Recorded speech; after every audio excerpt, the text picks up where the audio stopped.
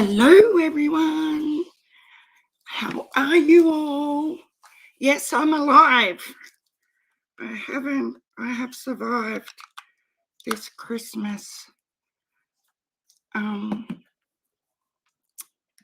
It was so beautiful. We had the best time. Very quiet, just with my kids and their kids, and very special. I'm just trying to get organized. I'm sorry I'm late. Just as I was about to come up, hubby and the granddaughter are like, "What are you going to feed us?" I'm like, "Are you serious right now? You want me to feed you?" No, not happening. I think I've fed you enough over the last few days, so you guys can feed me. So we'll see. We'll see if they bring me food. It'll be interesting. It'll be very interesting. But the best bit about Christmas is the leftovers, isn't it? Like, I just love it that you don't have to. Although last night I cooked, I did cook something different to leftovers. We had lamb chops and mushrooms. Oh no, we had leftover seafood salad as well. So sort of cooked and sort of leftovers. So, but I want to say hello to everybody. Hi, Gamer Guy. How are you? Brandy Bradford. Gorgeous lady. Josie, hello. How are you? Nano for life. Now, I try engineer. I drive my own train. You've changed your name. I love it. I'm driving my own train too right now. Alana's View, hello. I drive my own train. I love that name. Miss Justice, hello. Twiggy, how are you? Cat's Eye. Oh my gosh, Cherokee Girl, hello. I'm not going to miss anyone. Lisa Jones, how are you? Wow, you're really on the ball today, guys. I didn't wake up. You're not going to believe this. I didn't wake up Australian time till 11 a.m. That is terrible. Like half the day is already gone. Where is Susan? She's late again. She's trouble. I didn't message her to let her know that I was coming on. Maybe I should do that now, because she will get cross with me. Like she threatens to smack me and everything. Oh, she probably has messaged me. I had it on the wrong tab. I'm going to be in trouble. I'll tell her I'm live now. And then hopefully I'll not be in trouble. Okay, it's done. Look out when she comes in. She's going to be, "Cover me in sunshine. Hello."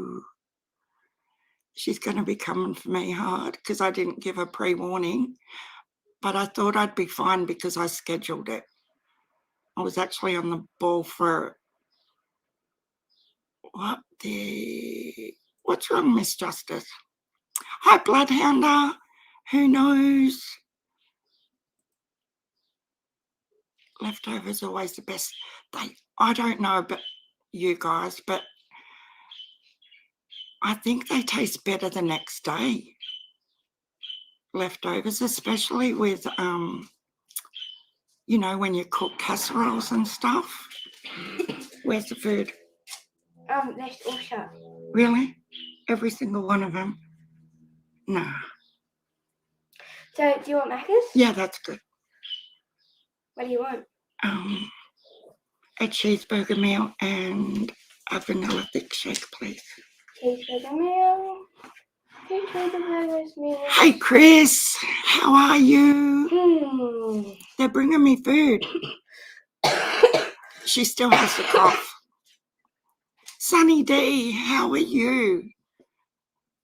I seen you for the first time yesterday, I think, in forever. They were full of love, Sunny D. We had a great time. TJ Coffee. Yeah, as you can hear, Miss Layla still has a horrible cough. But we tested her for fungulitis and it was negative. Like that was Christmas Eve. I don't know whether to test her again because we've got 2 tests in the kit. So, but she hasn't got any other symptoms, only this horrible cough. So I don't know. Hi, Blue Sky. How are you? Rosemary Time and Crime. No. Are you feeling better? Do you want a cheeseburger now? Yes, please. And sweet and sour sauce. Do not forget the sweet and sour sauce. I'm not going in. Don't let them forget it, though. You know what happens. It's not a fun time for me. Hi, Joanne Tucker. Oh, I found your glasses. Where are they? Oh, my God. Thank you. I've been wearing my old glasses because I couldn't. After I'm going to Annie Shell's. Okay. To see Matilda. Oh, she here. Awesome. Yeah, I was talking to her before. Okay.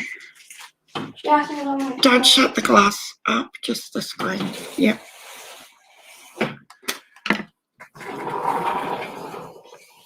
Yeah, can you recharge my phone so that I can message them and ask for my fitness video, please? Yes. Thank you. Miss Doxing, I'll turn it on.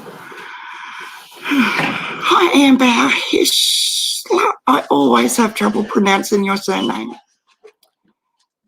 There's a bad respiratory viral infection going around. I know lots with it. Oh, really? It's really bizarre because normally they get a sniffle and I end up with a pneumonia just because I've got a really, really bad immune system. But she's had this cough since, when did I go live? I don't know, 3 or 4 days. And yeah, it just is consistent. But she said she doesn't feel sick. So, and I haven't got it yet. So fingers crossed. I know, Brandy. I have a real thing about that. It probably wouldn't be a thing if they give it to me when I ask a little bit more often. The sweet and sour sauce, it just, yeah, it's just one of my other little pet peeves. I get irritated. Like I should go through the drive-through and just ask for like 20 and stock up the fridge, and then I don't have to worry about it for 20 times. Be proactive instead of reactive. Hi, Jackie Jude. How are you? Gigi from Minnesota. Oh, wow. I didn't know you're in Minnesota. Wow. My thing is honey mustard. Must have, yes. We all have our own little gotta haves, you know. It's just so boring eating the fries without the sweet and sour sauce. I just love to dip my fries. So did everyone have a lovely break? Do you guys have public holidays Monday and Tuesday like us? Because it's Monday afternoon here now, and I thought it was only Monday that was the public holiday, but apparently it's tomorrow as well. Hi, Glitterazzi. How are you? Hurricane Camille.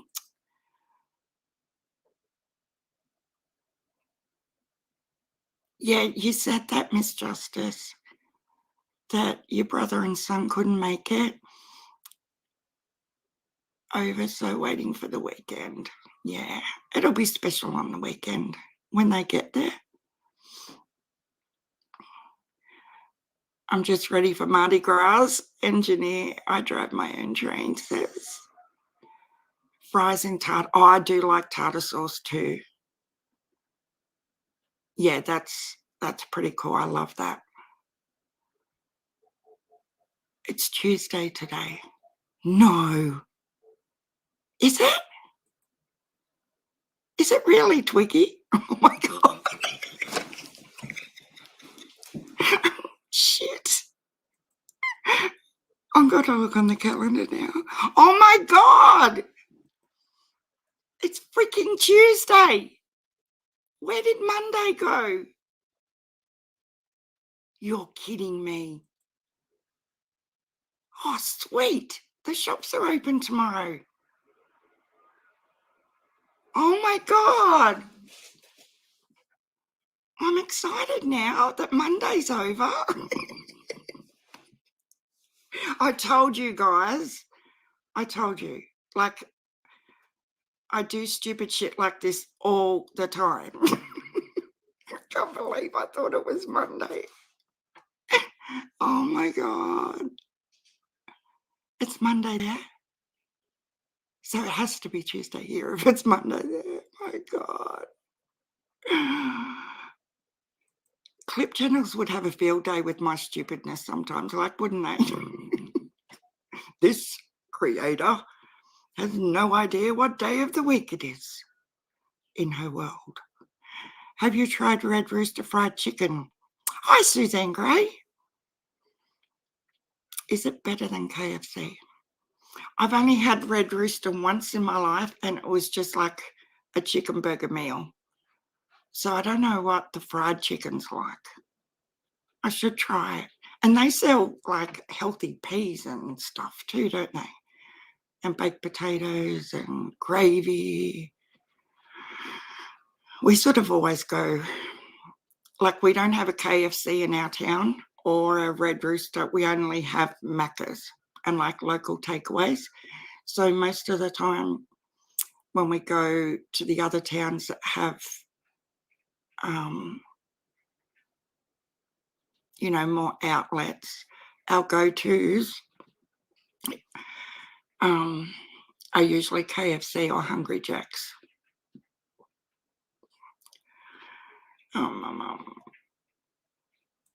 But I like Hungry Jack's sweet and sour sauce better than Macca's, actually. You had so much fun over the holidays that you lost track of the days. I know. Do you know, I was only, I was going to come live Boxing Day, but I hadn't talked to my sister for Christmas Day, and we got on the phone, and like I really dislike chatting on the phone, and we were on there for 3 hours. So that was my time. I was going to go live, so it was lovely to catch up with her though. We might be going, oh Jesus, now I don't even know what day it is. I think we're going to go on the 2nd down to Sydney, and I can show you guys Belanglo on the way, because we've got to go past Belanglo where the serial killer Ivan Milat left all his victims. If you're going to act like this, not knowing what day it is, I seriously thought it was Monday. Even when it's not a holiday, the only two, it's okay when the kids are at school, because you know, you've got to know what day it is, isn't it? But when the kids are on school holidays, there's only 2 days of the week that I really recognise, is Tuesday because the bin goes out, and Wednesdays because you bring the bin in. And there's been no bin thing happening. Oh, Boxing Day is, in Australia, we call the day after Christmas Boxing Day. And apparently it's because there's several theories where it originated from. A lot of people say it's because it's when you dispose of all the boxes from Christmas Day and all that sort of stuff. But yeah, I should Google it and really find out the definition of it. Yeah, exact. Hi, True Crime Commentary. It's Tuesday here, Penny. I just found out. Oh my God. Yeah, so we always call Boxing Day. Hi, James O'Brien. How are you? I can't believe I did that. Like, I can, because I do stupid shit all the time. Yeah, I know when I ring my sister, I've got two that live in Sydney, and they're about 45 minutes apart from each other. And I know when I get on the phone to them, like, stock up on your cold drink and everything else, because you're going to be here for a while. And it's good. But I'm hopeless with just picking the phone up and calling people. Like, I don't even like ringing up for takeaway. I'll let hubby or the granddaughter's good at it now. So I don't know if it's some sort of disorder or what it is, but I just don't like it. But I've got to be more conscious to ring them more often. And I say it all the time. And they'll say, well, you can sit on YouTube for 4 hours, but you can't give us a call, you know? And I get it and I own it. I'm just hopeless with that sort of stuff. I don't agree. What happened? Oh, James, can you remind me? Because I was in and out of there, but who did she dox? I don't agree with doxing anyone either. Oh, when she put Prayer Gardens community post up, is that what you're talking about? Yes, the kids next door got me a candle. Oh, Joanne, that's so sweet of them. See, it's just lovely that people still have a heart and can do just random acts of kindness. Friends of mine a friend of mine has two daughters, and they do that randomly in their street. They never do like the same house over and over, but every Christmas they'll pick out numbers for their street and buy a gift for that, like two people in their street, and go and leave them on the doorstep as anonymous gifts. And I think it's really sweet to teach the kids to give. She put up someone's personal information trying to say it was Prayer Gardens. I must have missed that, James. I don't know.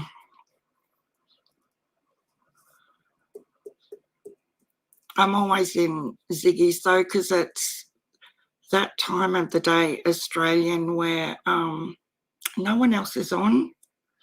And most of my Aussie subs are in there, so we have a chat while we're in there.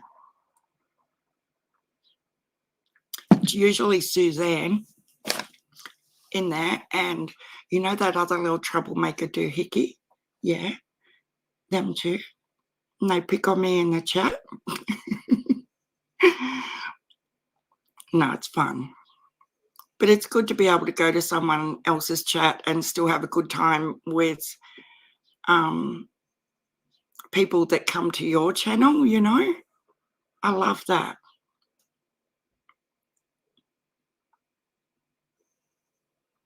Yeah, it is a good gesture, isn't it? We give to the man that lives next door will put little Merry Christmas things in, because I was saying the other day, he's a real hermit in this every sense of the word.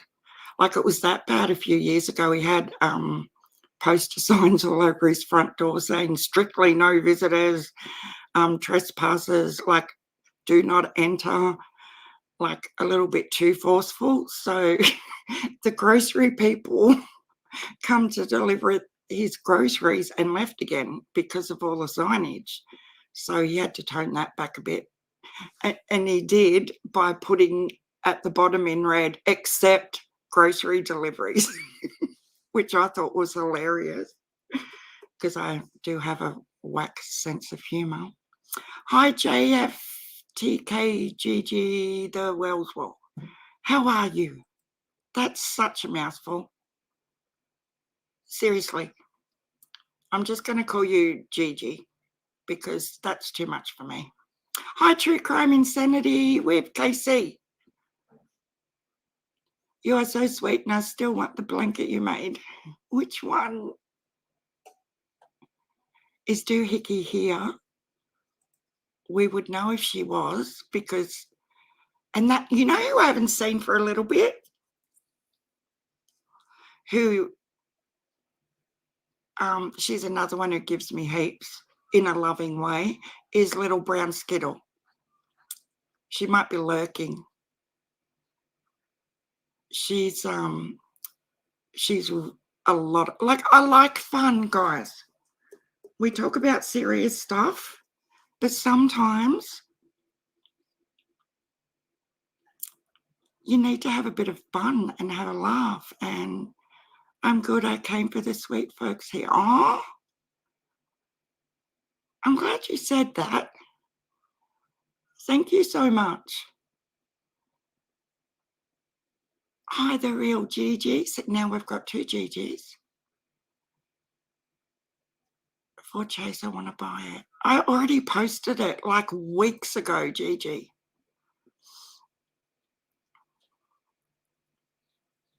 He should have it.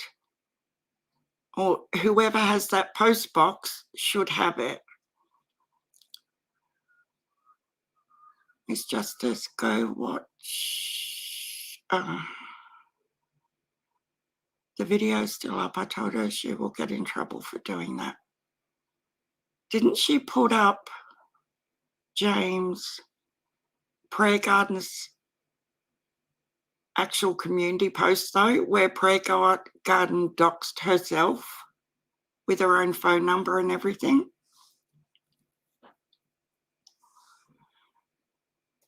Gigi is the one that sent Griffey the sick email when she went into a seizure. Oh, dear Lord.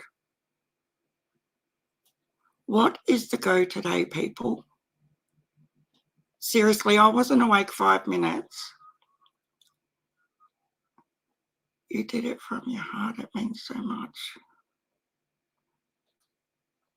Yeah, I know, but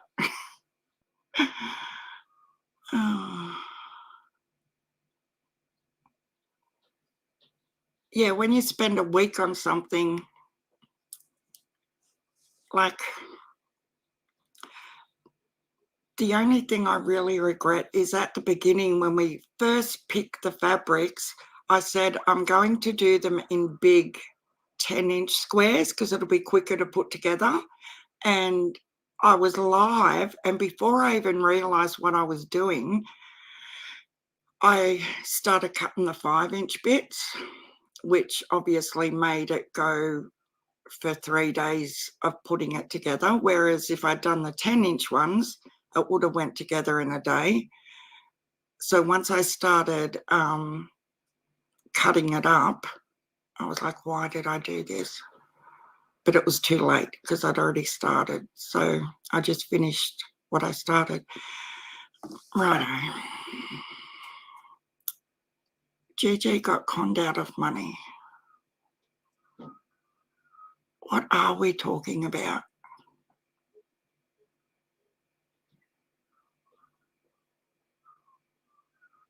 I'm the only real one. Yes.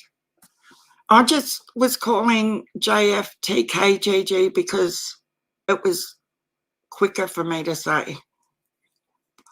But as far as an email, I've got no clue what happened after Griffey had the seizure, so I'm really confused. Ziggy said I was a troll and she is one step ahead of me, whatever that means. Oh, okay. I do remember her saying someone was a troll. But if I'm sitting there sewing, I'm not looking at the chat all the time, James. So I didn't know she was actually referring to you. And I don't know what the situation was. I don't know much, do I? Did you see Nita talking about geocaches on the grounds of Warriors Park that they found when they were at the vigil there, and wondered if cops have searched there for them? Do you know that's one of our favourite things to do? The grandkids and I, we do geocaching. And we never even knew what it was, but we'd walk down to our local basketball court, and on the way home, the little one just happened to look into a hole in a tree and found this little container, and that was it for us. Every school holidays we go geocaching. But no, Miss Justice, I didn't see that. Is that in her latest one? And wondered if cops have searched there for them. I need to pay more attention. My niece just tested. Oh no, true crime with sanity. Oh no. True crime with sanity says my niece just tested positive for the virus and she's pregnant, due any day. So they are monitoring her to try to make sure she doesn't. Oh, wow.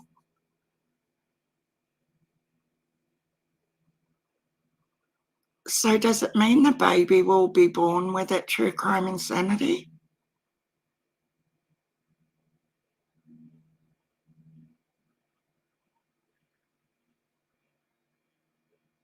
Hi, Laurie. Guys, I don't know what the email was. I don't understand what happened. I didn't make a video, Stella, so stop. Is Stella in here? I'm confused. Seriously.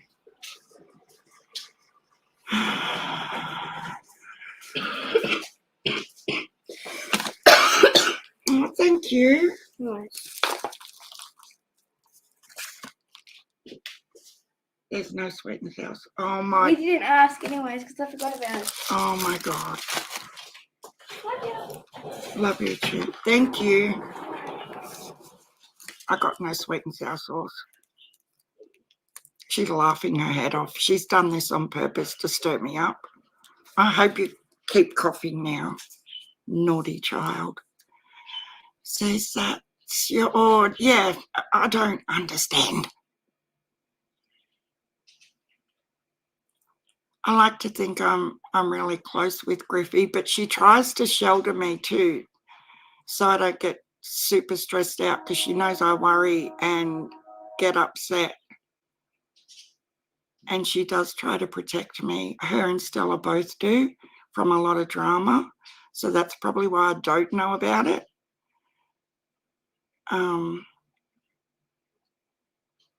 Yeah, I know you do, James. You've always been in here.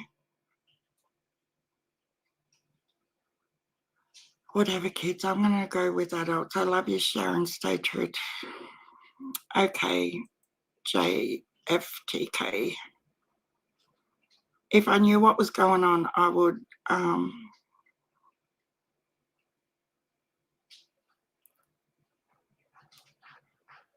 Can I just ask you, JFTK, are you saying that you think Griffey and Stella are lying about being homeless and stuff?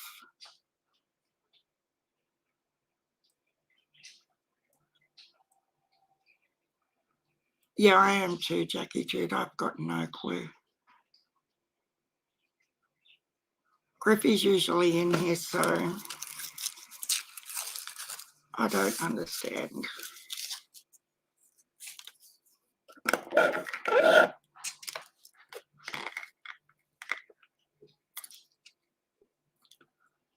All this shit has got to stop. I swear to God.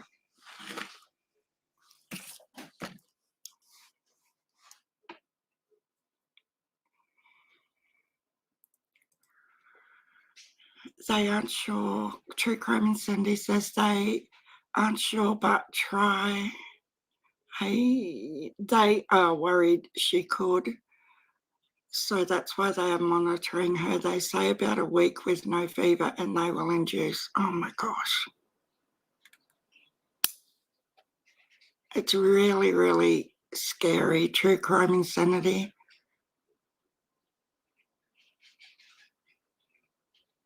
I hope that they're both going to be okay. Is she at home still, or she's in hospital if they're monitoring her? Like I've said to you guys before, like we only have 7,000 people in our community, in our town, and we have 4 cases now, which we've never had a positive case in town. So it's a little bit scary because I was watching John Hinge last night. Did anyone see his video? That poor guy has been through the ringer sick the last few weeks, and now he can't get tested till the end of the week.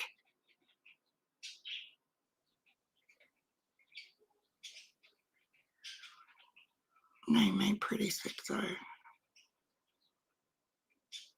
I can't comment, JFTK, because I've got no clue about the situation. Yeah, we don't want drama. And I'm not going to comment on drama. It's a personal one on one email. I'm not sharing my side, so it's personal and was meant to be personal, not dare to anyone else in here. Okay. And that's how things should be dealt with.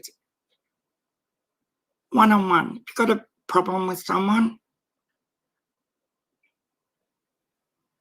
but sadly, as I'm learning over and over and over, people who will sit here and say to your face, oh, I love you and you're so wonderful, and bullshit.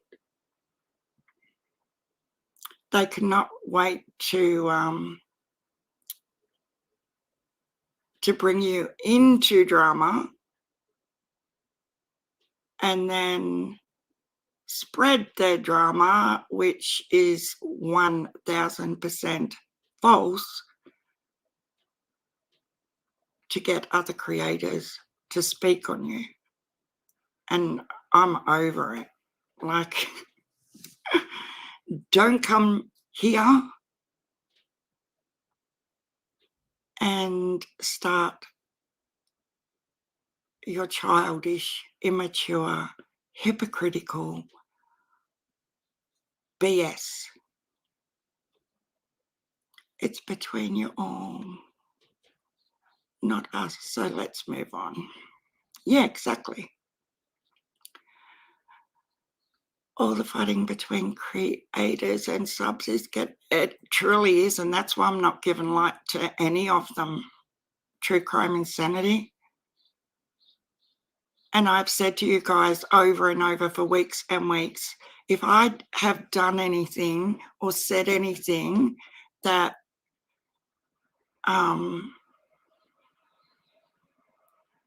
you feel is not okay, please message me directly and let me let me speak with you directly, because that's what adults do. Can we talk about balls? Oh, thank you, Josie. You're a sweetheart. We've got another fat quarter, guys. That's about, well, Elena's view. From what I can gather, and I was trying to check it out when I woke up, but I was preoccupied with something else. They haven't even stated whether they're adult or child. I think the last thing I read was they can't even determine if it's male or female. So there's not a lot of information about the remains. But it's funny, you know, because I got goosebumps when I first found out about it. And I was in someone's chat. I've got no clue whose chat I was in. And I asked whether that it was Andrew's Highway. I asked in whatever chat I was in whether that was around 45 minutes from the Wells house, because from the very first moment I heard about Summer, I said her body is going to be, and I have no idea why I even said it, 45 minutes from their house. So I was thinking maybe, oh, thank you, the real Gigi.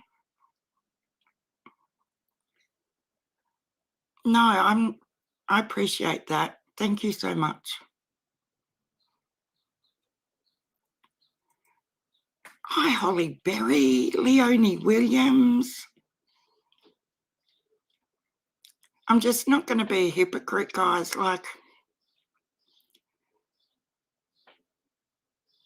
remains found were an adult male. Oh, cool. Thank you, Leonie.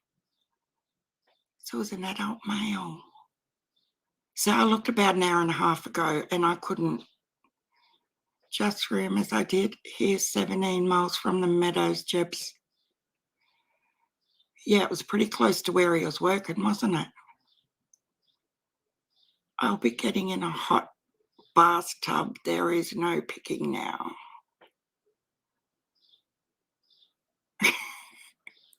A hot bathtub sounds so relaxing right now, engineer. They are lip block for sure on this. It's very odd. Yeah, there hasn't been a lot of information out there. Not like normal. It's male, yeah.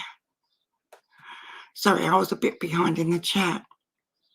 I'm not far away and I'm saying mum is the word. It's like crickets when you ask. Yeah.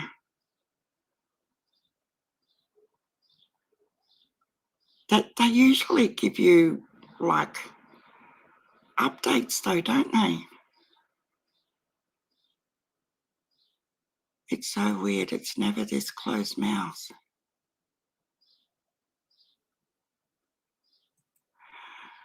Job site was real, last real sign of life. All the kids at the job site we've done.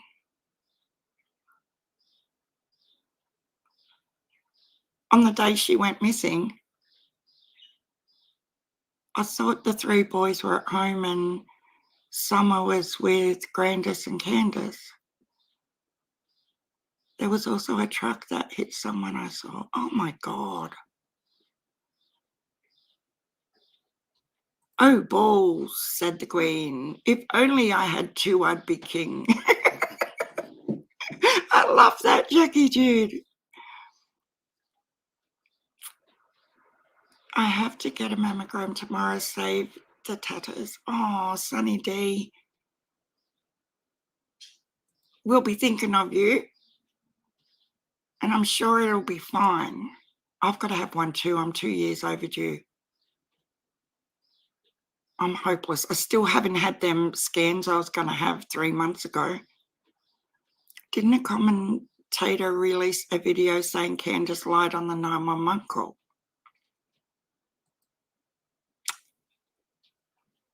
I don't know, Josie. It was the 15th. Really?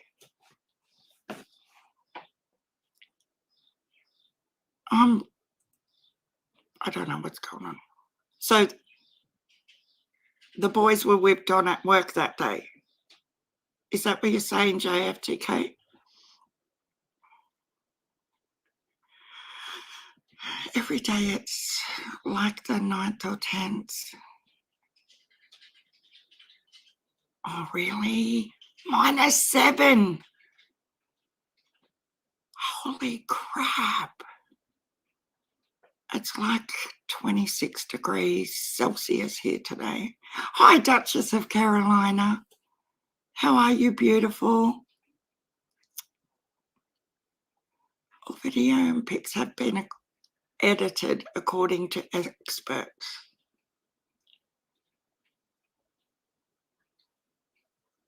Yeah, I've got to start getting on top of these things because I'm seriously way behind.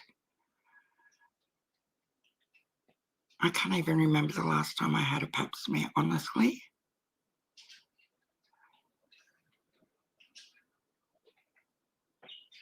Can you remember who said all that, JFTK?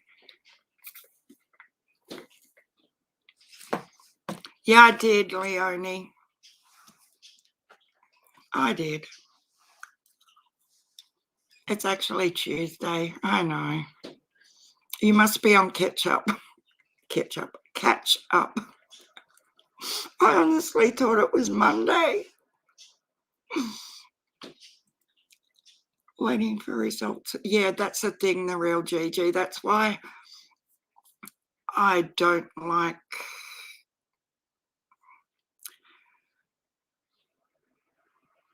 his mother has been looking for a year. Oh, really, Hollyberry? Oh, so can you imagine, guys, like looking for your child for 12 months?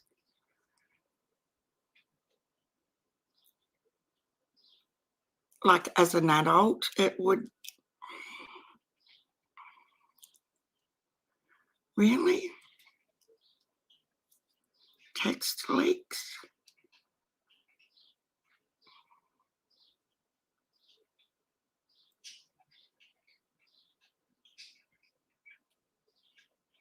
Can you send them to me, JFTK, or is that your thing?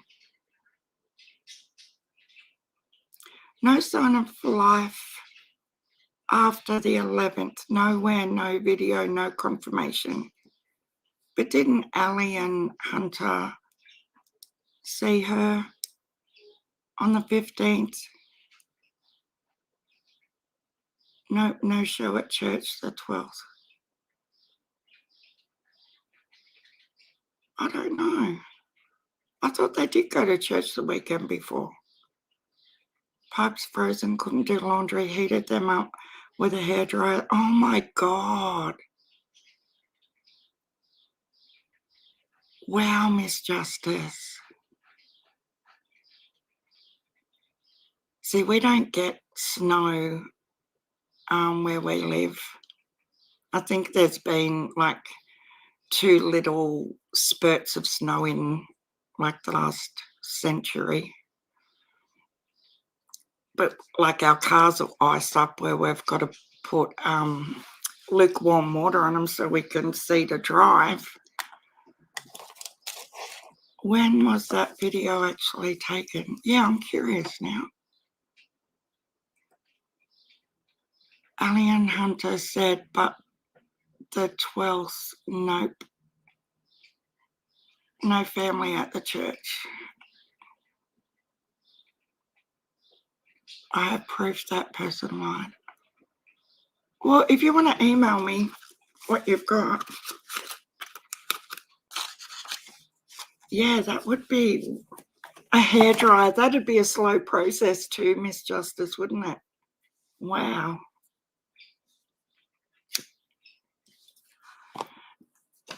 I wanted to show you guys this sweetest little girl and this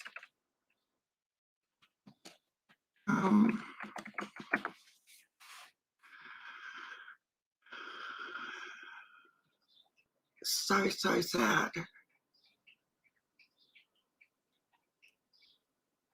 Oh my God. It's not good, guys. It's pretty confronting.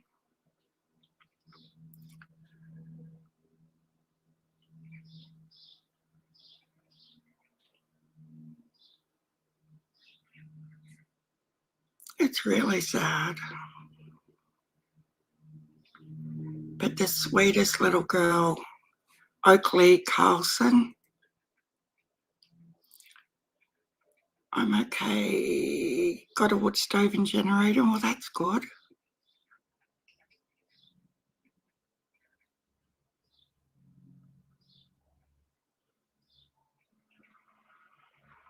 I live in Vermont. We also pour car antifreeze in the drain if it's going to be a super cold night. Oh, wow. Tips can be turned over. Absolutely true crime commentary.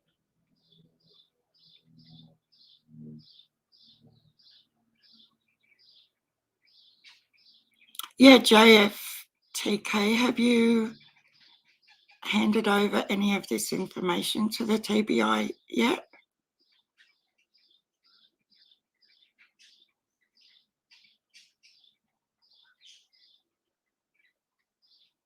Like if it's proven with your documents,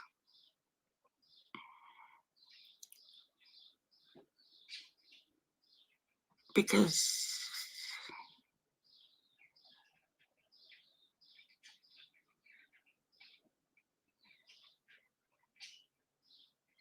like I've always questioned the timeline, because to me there is no timeline really, other than, well, has it even been confirmed that Grandis really did go to the hospital?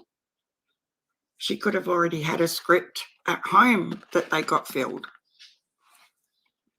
And I know Chris McDonough went to several places where Candice had been, so obviously he had it confirmed that she was in those places that day. But as for the rest of the timeline, I've always took it with a grain of salt. 20 minutes, well, that's not too bad. At least you weren't without for like half a day or anything.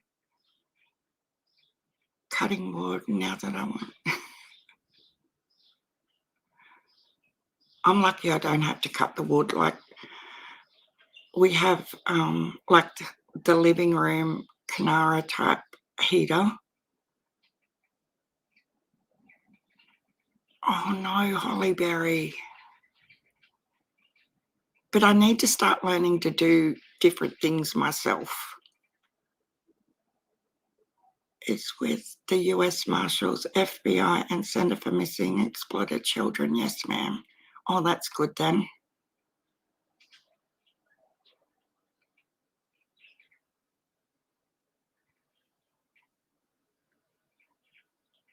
Across the backyard, but our weather is not usually that bad. And it doesn't get like super icy in Tennessee either, is that right?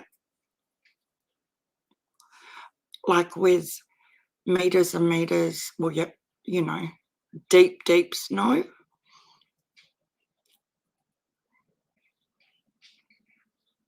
It shouldn't salt. Good night, JFTK.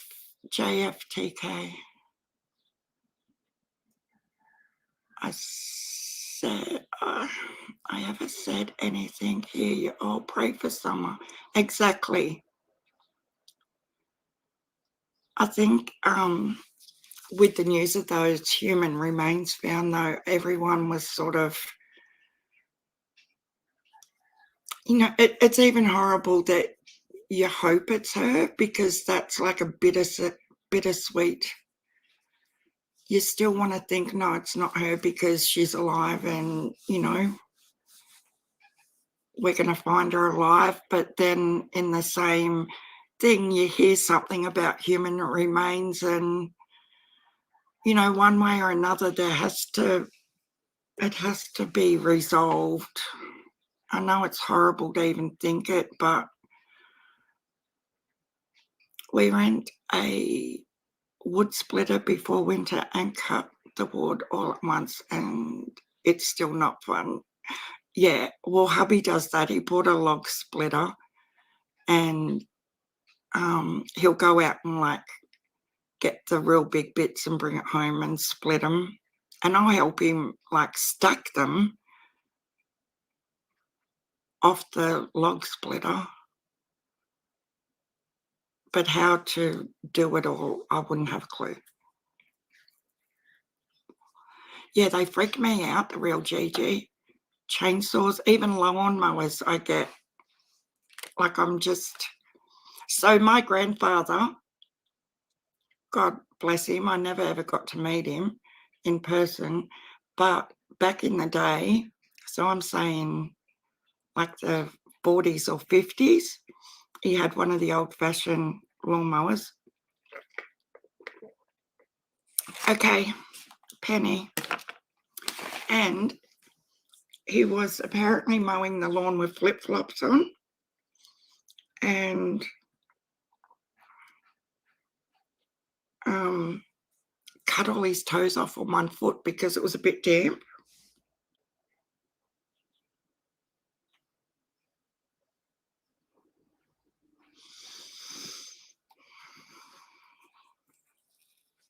Hang on, guys.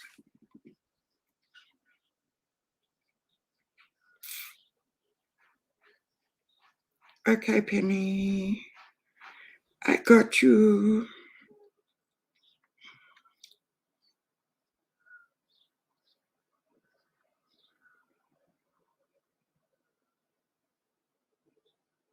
Okay, I'm with it.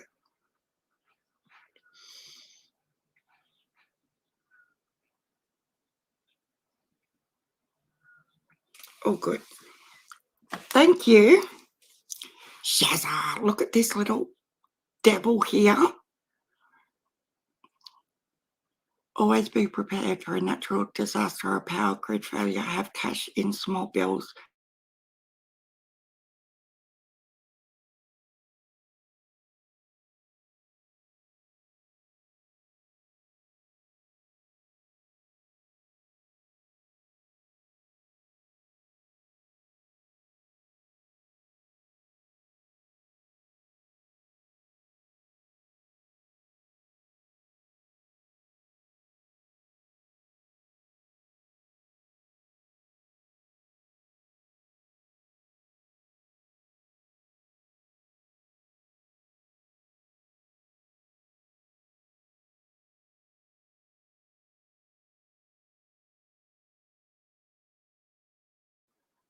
Sorry, guys.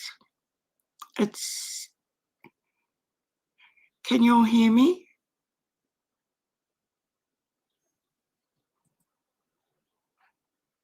Just in case I did, Penny. Thank you, guys. I don't know if you can hear me again yet or not, but oh, cool. You can.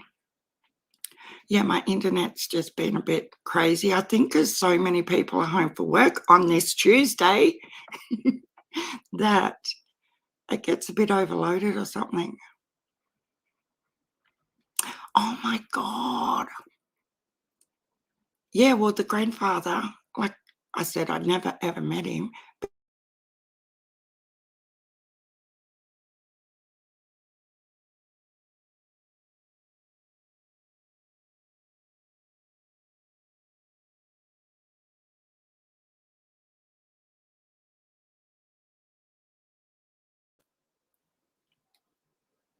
Remember to hear. Oh, thank you, Miss Justice. Yes, guys, if you could give the video a thumbs up, it would be great.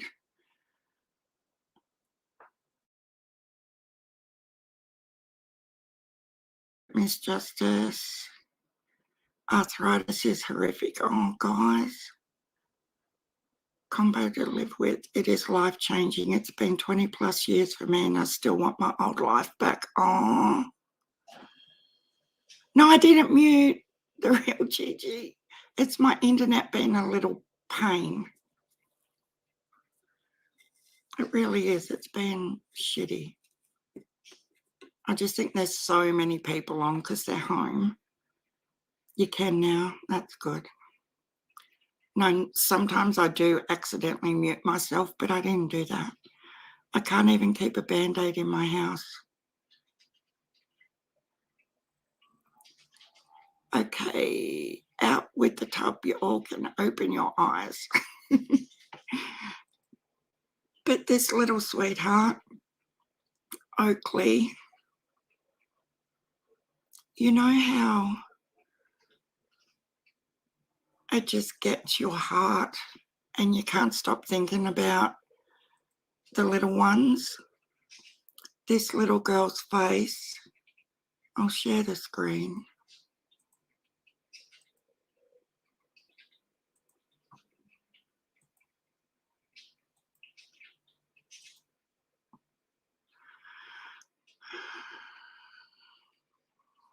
Her sister said she was eaten by wolves and police have arrested her parents. What we know about the 5-year-old Oakley Carlson. So just a quick overview. Look at her sweet little face. Isn't she just adorable? So at 7 months of age, she went into foster care and she was with the same foster parents until she was 3. And against the foster parents' protests, they returned her back to her biological mother and father. And yeah, the parents of missing 5-year-old Oakley Carlson have been arrested and charged with 2nd-degree child abandonment in connection to their care of Oakley's sister. A search operation for the missing girl has been called off after her sister made suspicious claims. This is everything we know so far.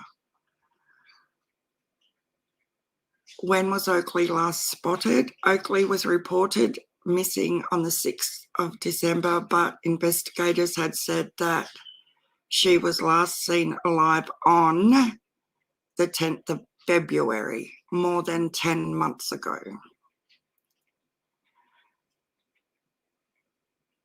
Law enforcement has said that she was last spotted at a home in Oakville in the western part of Washington state. The search for Oakley was called off after the missing child's 6-year-old sister made claims that made authorities focus on parents Jordan Bowers and Andrew Carlson. They were initially arrested on suspicion of manslaughter, but they haven't been charged with that crime. Look at them. Just look at them. The search for Oakley began on the 6th of December after the child's principal requested a welfare check. It just makes me so angry.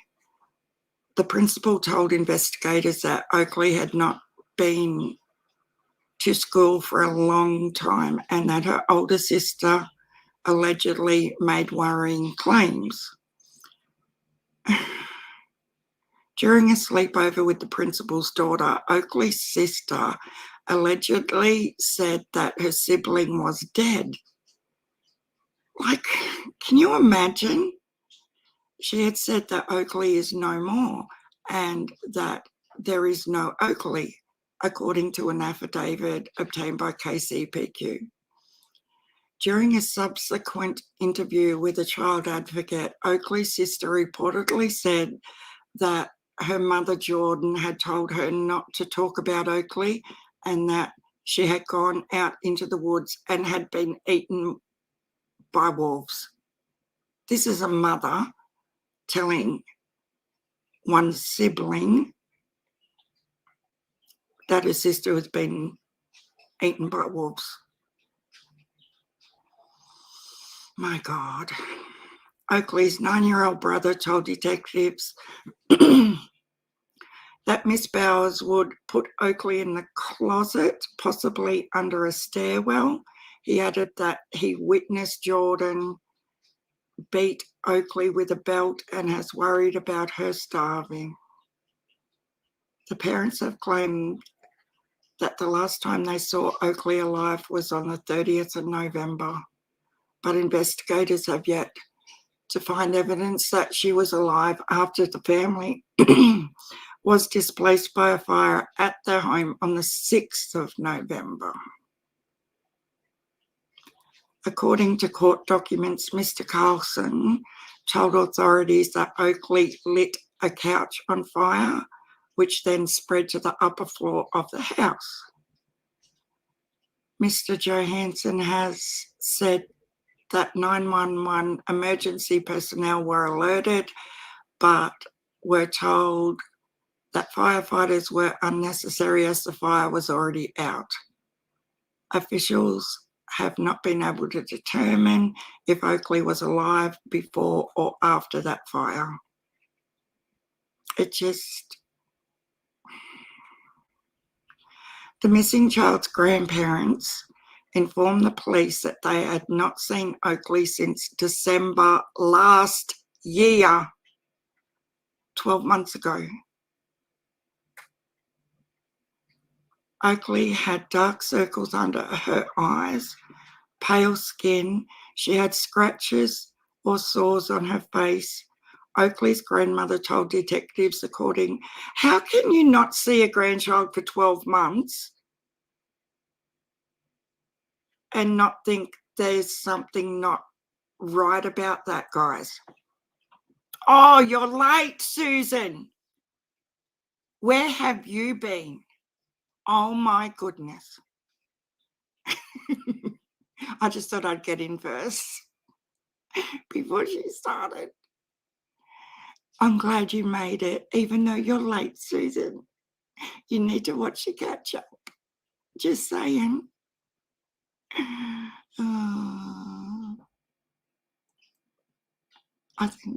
Sorry. Wouldn't you think that as a grandparent, you would pipe up and say something before 12 months? They had to be covering out to not ask for a year. I know, Gigi. The real Gigi. It blows my mind how people do this. What are the charges? Miss Bauer and Mr. Carlson have been charged with second-degree child abandonment for allegedly withholding medication from Oakley's sister, who is blind, for 15 months. What? The parents could still face manslaughter or murder charges even if Oakley is not found. This depends on the prosecutor's office. So the 6-year-old sister was denied medication for 15 months and she is blind. Oh my God. The Grays Harbor Sheriff's Office said on the 9th of December that the 6-year-old sister's medication is necessary for her physical well-being and puts her at risk for physical impairment and could eventually you're kidding me. Could eventually result in death. The parents are currently being held at the Grays Harbor County Jail on a $150,000 bond and are scheduled to appear at the court on the 30th of December, so in 2 days' time. I will put it, I'm going to be sitting there waiting. this is so, oh my God. Because initially I was thinking, why do parents, we were talking about it yesterday in someone's chat, you know how certain cases they will single out one child and like severely neglect and abuse one child, but the others are treated normally or better. And how sad it is that one can be victimised. Higher stitching crime. Yeah, it's just disgusting, a stitching crime. A 3-month-old baby. I'll have to look into that one, Josie. But when you look at JJ Vallow's grandparents, I think it was only like 3 months and they were onto it. Like they sent welfare checks, they were ringing, they just didn't stop. And that's what triggered the whole investigation. And it was only a matter of weeks. How can these people go for 12 months? Like, come on now. Brianna Lopez. I'm just writing it down, Josie. I just don't understand as a grandparent how they can't be concerned enough to take 15 minutes out of their day. And I get not every grandparent is as hands-on as someone else might be. I totally understand that as well. But this is, what is law enforcement saying? The search at the residence is complete and she was not located. Detectives are still actively investigating this case. There are no searches underway at this point, Mr. Johansson told Fox 13. He said Oakley's age, the time frame of her disappearance, and that she doesn't seem to be cared for by an adult makes for a bleak outlook. You think? The likelihood of Oakley Carlson being alive is not very good at this point. The parents claim the last time they saw her was November 30th, Mr. Johansson said. The last time we can confirm she was seen alive was January 27th of this year. If we have to search back for a week, it's difficult. If we have to search back for the last year, it's a huge task. If there's burn piles, we're going through the burn piles. If there's any fresh dirt, we're looking into fresh dirt. Any crawl spaces, enclosed spaces, we're checking everything we can possibly do, Mr. Johansson added. The search at the residence is complete and she was not located. Detectives are still actively investigating this case. There are no searches underway. Mr. Johansson wrote on the Grays Harbor Sheriff's Office Facebook page on the 9th of December that detectives are still actively investigating the unexplained disappearance of Oakley and that law enforcement believe the disappearance is criminal in nature. He added that detectives are seeking information from anyone who may have seen Oakley Carlson alive since the 27th of January. How does this happen? With all the attention this investigation has gathered, they have not received any information that Oakley has been alive since that date, he said. The parents claim the last time they saw her was November 30. The undersheriff updated the date while speaking to Fox 13, telling the station that Oakley was last seen alive on the 10th of February. Mr. Johansson added on Facebook on the 9th of December that Miss Bowers and Mr. Carlson have given no indication that Oakley is in the care of an adult and cannot account for her whereabouts or condition. Investigators believe Oakley would be unable on her own to survive this length of time.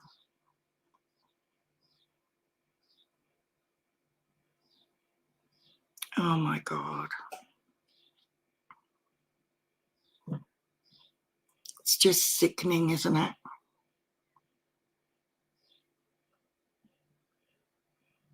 Yeah, but she was only reported missing this month, Josie, like formally. And they've been charged with what they've done to the blind sister, but they haven't got any charges yet for Oakley.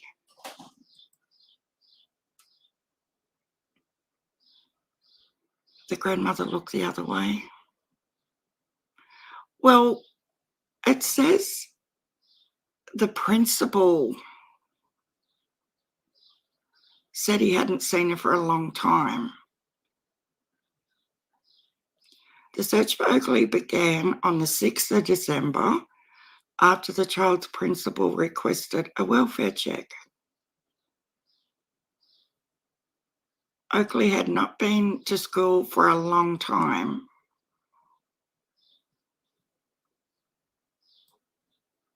So what is a long time? Let's see what else. It's just horrible. Look at her little face, guys.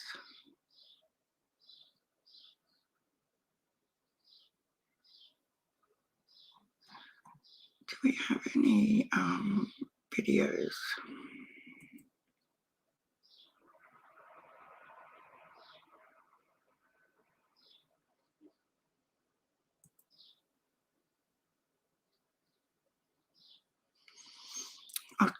We'll see what this video says. My internet's been really, really slow.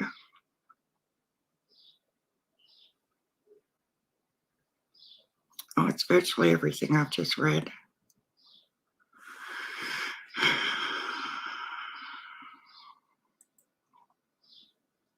It is.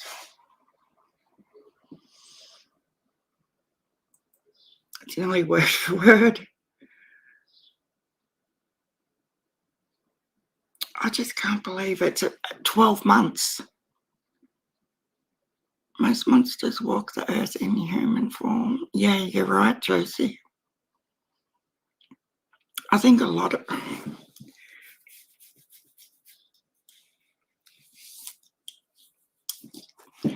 So it looks like they were mistreating her sister pretty badly as well, but not the 9-year-old son. Like, why would they give them back to them? I know there's lots... I understand the whole reunification program, but the video I found last night was more addressing the alarm bells coming from the foster parents that had her for 3 years, or 2.5 years.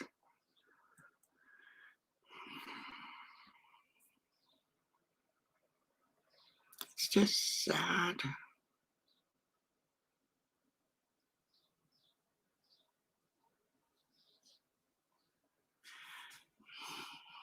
Yes, there's 7 months she was given to the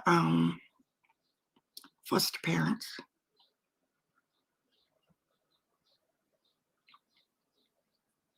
Yes, see, the primary goal is reunification and making sure that parents have the opportunity to engage in remedial services that would address whatever parental deficiencies lead the child to interstate care.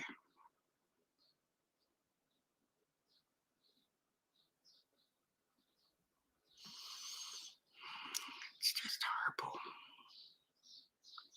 Dan said it's not uncommon for a child to be in foster care for a period of 1 or 2 years, like Carlson, but said there are federal and state laws that require the court to look at the length of time a child is in out-of-home care.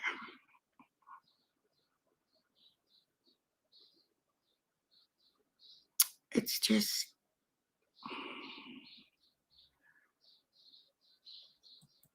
I think I would have, I want to know whether the mum and like the biological mum and dad really fought to have her back. I know, Susan. I did. I messaged you while I was live as well. Just so I wasn't in trouble. I know it does make me sick too, Jackie Jude. And the little girl, like her little sister, is obviously, trying to reach out to someone to say that her sister's gone, even though she's probably been threatened by the biological mum and dad not to open a mouth. It's just, can you imagine?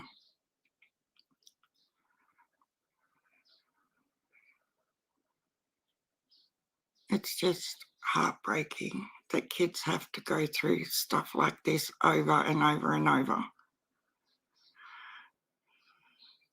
Going too far, the roughness of a little with buffer.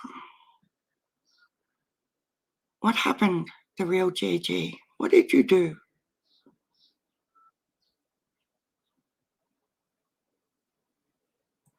Right, a stitching crime. So school went back in September. Yep, I remember when, because ours starts in like the 1st of February and goes through till like the 16th of December. So it's a whole year of school where your school year starts in September. So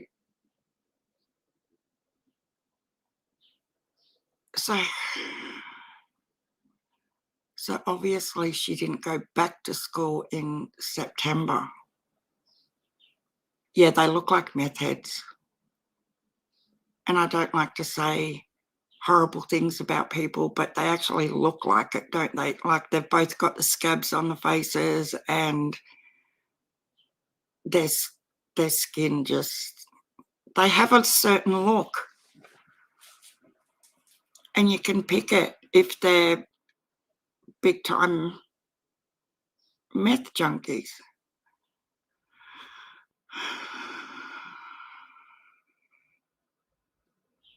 I just can't. Can you imagine growing up as her little, like her sister having to deal with all this?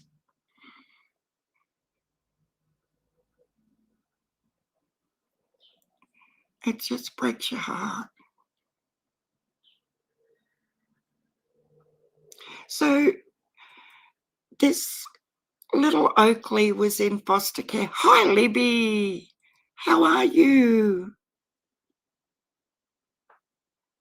So little Oakley was in foster care from 7 months till 3 and a bit.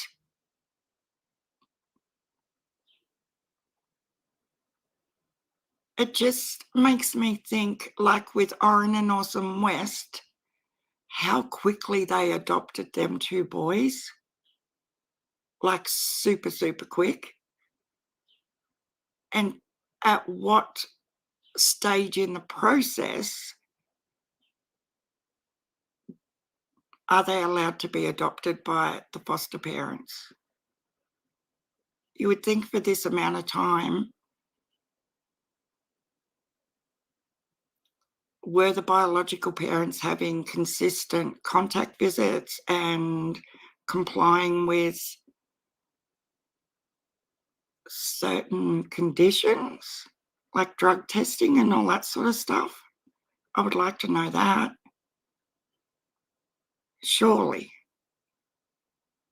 Like reunification is a process, and it's normally not something that's just decided 1 month, oh, we're going to give them back next month type of thing. They have to prove their lifestyles have changed and what is in the best interest of the child. I think it's been an epic fail. Yeah, absolutely, the real Gigi. As in our situation right now, with Miss Nine going to live with her dad, I think CPS have been over there 3 times in 3 weeks. And I'm not exaggerating. I was a little bit, you know, grateful that they are sort of right there and checking everything and making sure she's okay and stuff, because it's been really hard for us as her nan and pop to still not worry, you know, even though she's with her dad and her stepmom and stuff, you still worry. But they've been over there 3 times in 3 weeks. So I'm grateful for that. And even with them, they come by law, they've got to come every 30 days to physically sight the girls and everything. And I would and have been welcome to them coming more often, because when you're interested in true crime, you know what goes on with some foster parents, don't we? Like, you hear horrendous stories. And like hubby used to, at the beginning, like, why have they got to come so much? And I was of the opinion they should be coming more to check on us. He said, yeah, but we're their nan and pop. And I said, I don't care. They should be checking on these babies all the time, whether you're related or not, because bad shit happens everywhere. Like, all of us guys know that.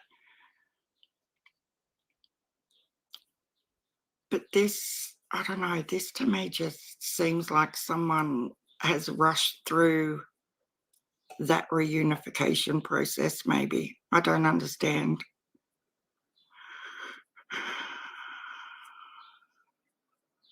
How does the little sister not get a medication that it obviously read that she could end up dying from not having that medication? So there would have been 2 deceased children. Oh, he's lip locked here. Oh, sorry, the real GG. Lip Lock No More put out a video saying quit using CPS as a weapon to hurt people, and it needed to be said. They get called on bogus calls, waste time for kids who really need them. Yeah, I agree with that. How many creators do you see that are in some sort of feud with another creator and they've had CPS called on them like multiple times? It's shit like that that takes away from the real cases where kids are neglected and hurt and in danger. If you're a true crime creator, surely that would go through your brain to not do that. Yeah, I agree, Jackie Jude, they should be checking. And once I sort of had that conversation with hubby about, no, I think they should be.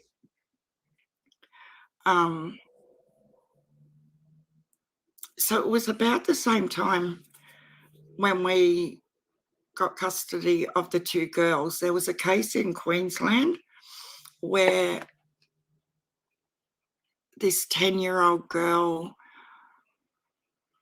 I'm pretty sure she was about 10 at the time, she was given to these foster parents, and the brother, like the foster brother, had been interfering with her, and apparently the father knew about it and just did nothing about it or joined in or whatever he bloody did. Well, she got pregnant when she was 12, so they disposed of her. And that was so fresh at the time. And like it happens all the time. You see different cases here in Australia as well, where there are dodgy foster parents. And that's why I feel that it's not an inconvenience for CPS to come to our house every 30 days. I would welcome it every second week, every week. Do what you want to do. Come check on them. But hubby didn't quite get my reasoning at first. He just thought it was an inconvenience because we're related, then, you know, we shouldn't need checking up on. And I said, hell no. We absolutely need to be checked on. It makes no difference to me. It's about the kids. And it doesn't matter whether we're nan and pop. Those children need to be checked. I don't see how people live with themselves doing such things. Me either, blue sky. And I won't accept, oh, you know, their methods and that's why. No. I know people who are meth heads that don't go around murdering children. They're just selfish monsters, to put it bluntly.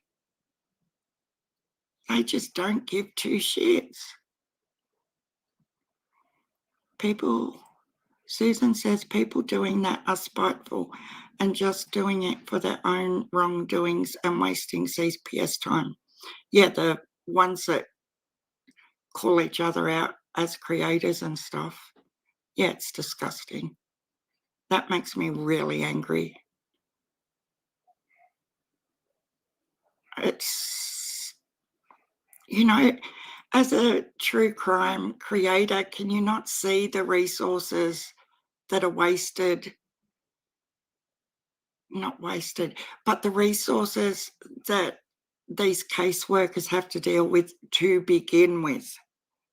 Like, it's quite common knowledge that they have way too many cases each, for starters, and then you go throwing in all these retaliation tactics.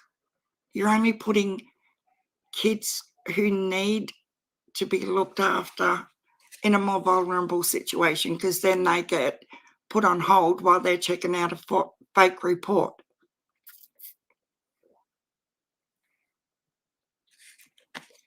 It's just, I think they should be charged for it. If they're going to make false reports, they need to carry it through and charge them. Daughter was 17 and my ex's girlfriend did it to harass me. I invited them in so they knew I had nothing to hide.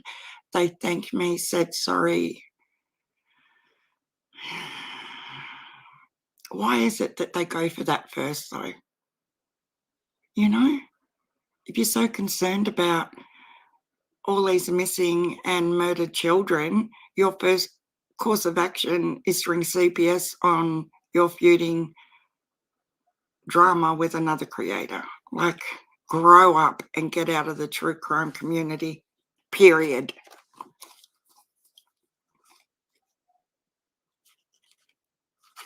Crazy.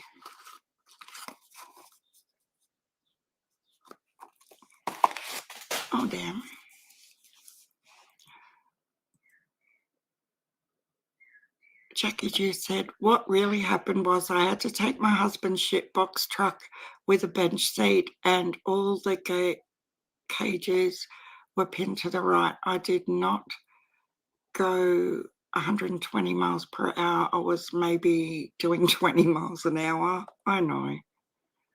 It's just crazy the way people, it's just retaliation. It's because they don't have a brain to, an adult brain to try and sort shit out. We'll just call CPS. That's going to solve everything, isn't it? That'll hurt them. Like, what?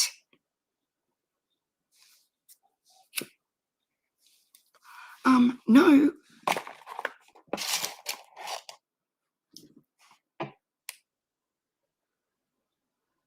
Yeah, some people I just don't understand. I really don't. But look at this gorgeous little girl.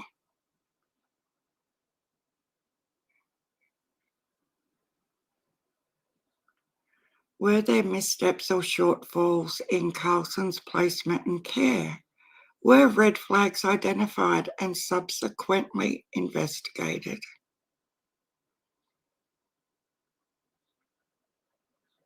I really hope they can find her.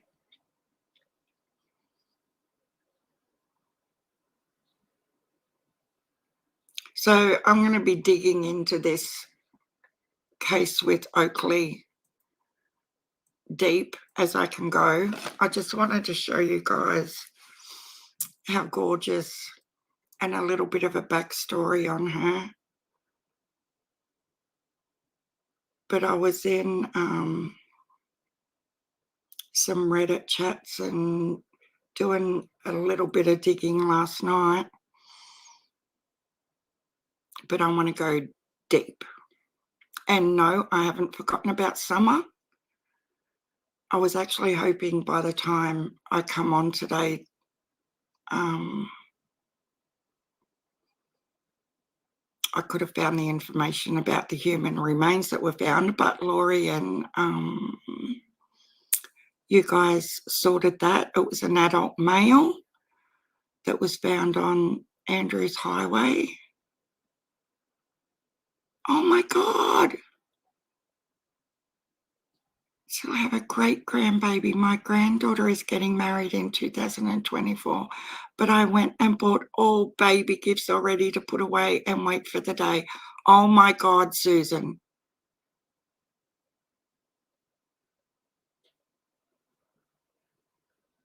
So she's getting married in 2024. Yeah, Susan, the remains they found on that highway were an adult male.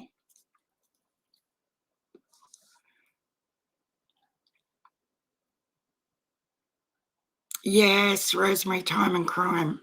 That's how it was last night. I was sitting there. You know how you just clench your fists and your teeth together and you're just like angry and sad all at the same time. Like you just want to. Actually, my granddaughter got a punching bag and gloves for Christmas for her fitness thing she's doing, and the gloves were little kids' gloves and her hands don't fit in them. So we're going to have to go for a drive to Wagga tomorrow and get her some adult gloves. So I might start punching into that punching bag when I get aggravated.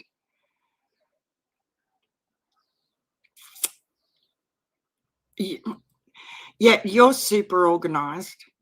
You're already buying baby gifts just because she's getting married in 2024. I was going to say, I'll start the quilt today and it might be finished by then. By 2025.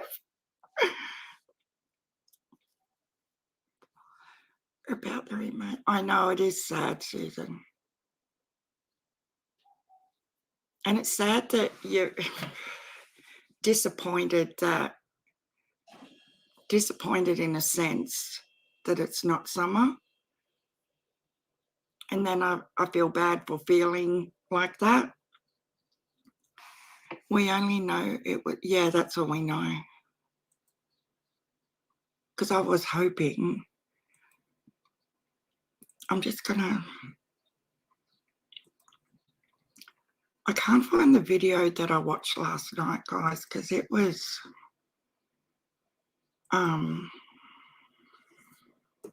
really, you know how it usually turns purple when you've clicked on a link? It's, my internet's been really slow.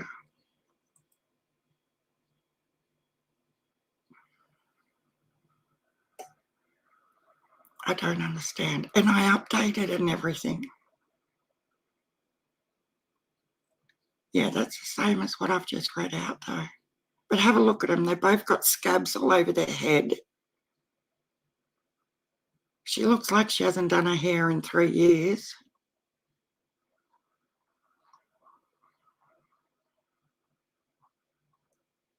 Oh, here we go.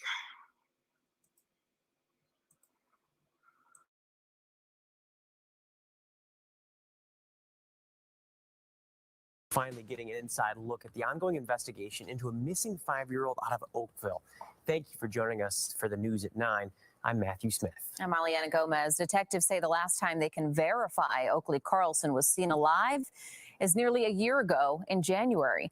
Fox 13 News reporter Jennifer Lee has been combing through some court documents tonight, and she joins us live in the newsroom with some of the disturbing details in this case, Jen. Aliane and Matthew, we're learning this whole investigation launched after Oakley's 6-year-old sister told her friend's mom that, quote, Oakley is no more. Court documents say Jordan Bowers was enraged, yelling and clenching her fists when cops pressed her for answers about the well-being of her daughter, Oakley Carlson. That was on Sunday. Now, days later, Bowers and dad Andrew Carlson are behind bars, originally taken in for investigation of manslaughter for the little girl, and now facing an abandonment charge for failing to give prescribed medication to Oakley's sister, who is 6 years old and blind. Everybody's in grief. Everybody's struggling a little bit with just trying to hold out hope for a good outcome. The superintendent of Oakville School District says Oakley's sister is friends with their principal's daughter. The principal says the sister became upset when Oakley was mentioned and said, there is no more Oakley. When she was starting to hear some of those buzzy type words or those things that make you, as an educator, pause, she did exactly what she was supposed to, and she followed the protocol. And first thing Monday morning, they got a hold of the proper authorities, and then the ball started rolling, and that's how this kind of all came about. Court documents also reveal that Bowers and Carlson initially lied to police, saying she was with Carlson's parents. Oakley's grandmother told investigators the last time she saw Oakley was in December of 2020 and said, quote, Oakley didn't look well. Oakley had dark circles under her eyes, pale skin, and she had scratches or sores on her face. Oakley's grandparents contacted Child Protective Services, creating a rift with Bowers and Carlson. The likelihood of Oakley Carlson being alive is not very good at this point. Under Sheriff Brad Johansson says Bowers and Carlson claim they last saw Oakley alive on November 30th. Investigators also questioned Oakley's 9-year-old brother, who said, quote, Jordan would put Oakley in the closet, possibly under a stairwell, and has witnessed Jordan beat Oakley with a belt and has been worried about her starving. And Oakley's 6-year-old sister said during a forensic interview with a child advocate, quote, her mother, Jordan, had told her not to talk about Oakley. She had gone out into the woods and had been eaten by wolves. After interviewing the parents and the children involved, one of the child involved is a 6-year-old female, and she advised that her sister was no longer around. Detectives are also trying to piece together a fire that happened at the family's home in November. The principal who reported her concern says she stopped by to see the family several times after the fire, and not once did she ever see Oakley. Back to you guys.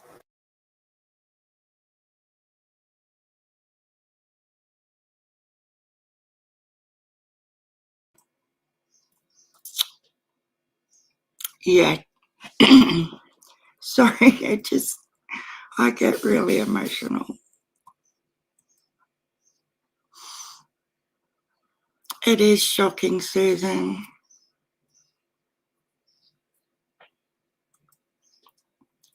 Why would you say that to a 6-year-old sister? I just don't understand.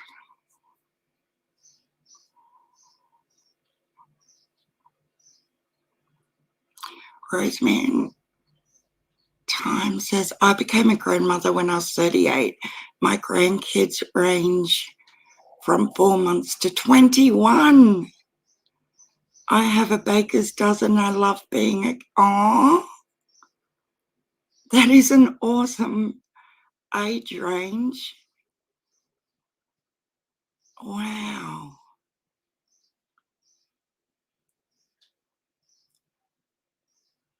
I just love babies.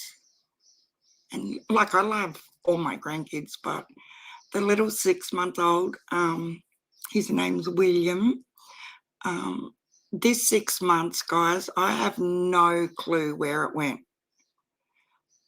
Like, for the first few months, or the first 2 months he was born, we were in lockdown, and I felt like I missed out so much on him.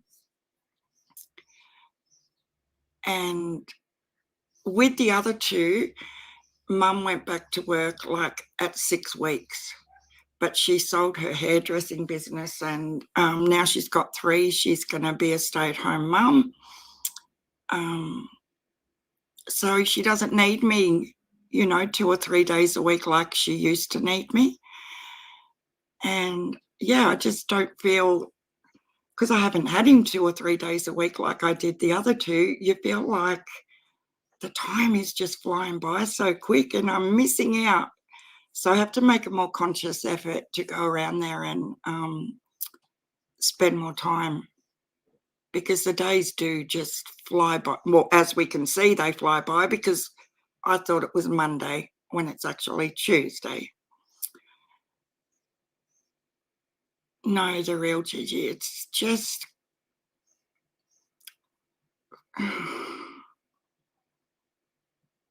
so many failures on, and we see it in case after case, don't we? Whether it's CPS, it's, the family, extended family not raising concerns. It's just like that little fella that was, remember a couple of months ago, there was that case where 4 brothers had been virtually left to fend for themselves in that apartment, and the mum and the boyfriend lived elsewhere, and they would just drop off food whenever they felt like it. And there was a deceased little one in the closet for 12 months that they lived with him, passed away, wrapped up in a blanket in the cupboard. They just don't have a conscience, these people. And when they found, like, when the older brother raised an alarm that this is what's happening, when the authorities did go to that apartment, one of the other little boys needed surgery. I can't remember whether it was an arm or a leg or a jaw or what it was. I'm pretty sure it might have been his jaw. He had to go into emergency surgery because he had broken bones inflicted by the stepfather. It's just over and over and over. Jackie Jude, my son talks to my mum on FaceTime every day. He carries his iPad around and shows her everything. Oh, he keeps her busy for a couple of hours. Oh, that's so sweet. See, my son and daughter-in-law do not like device time whatsoever. I've been strictly told they're not to be bought electronic devices for the 6 and 3-year-old. They're not allowed to have iPads or anything like that. Every now and again, they'll let them FaceTime me. Like during lockdown, they were FaceTiming on their phones, but they're not even allowed to have a PlayStation. And I think that's cruel. You know, anything is okay if it's in moderation and it's supervised. Don't you think? Because it's at the point now with the 6, well, Lily's going to be 4 New Year's Day. So they've already started compensating, so they're not allowed to use Wi-Fi at home. So they will start annoying the crap out of mum and dad to come to Nan and Pop's, because they know that they can use Wi-Fi here. You know, like they made this big song and dance before Christmas that they had to come and put up the Christmas tree. I think I was telling you guys. So they were dropped off. One of them didn't even go near the Christmas tree, and the other one put one bauble on because they wanted Pop to take him down the street to buy sweets, and then they wanted Wi-Fi. And I'm allowed to let them have Wi-Fi at my house, but they're just not allowed to have it at their house. So now they've worked out by themselves, we'll just say we want to go to Nan and Pop's to get on the Wi-Fi. So sometimes taking things too far, restriction-wise, they'll just look for it somewhere else. Because I'll pay out on them and say, you didn't really want to come and see me. You just wanted my iPad, you know. And they'll say, no, but we really love you, Nan. It's really sweet. And I know they do. But, yeah, they're not allowed to have PlayStations or Xboxes or anything like that. So hopefully as they get a little bit older, they'll be allowed to, because in winter, we have really harsh winters. There are times you can't go outside. It has become more,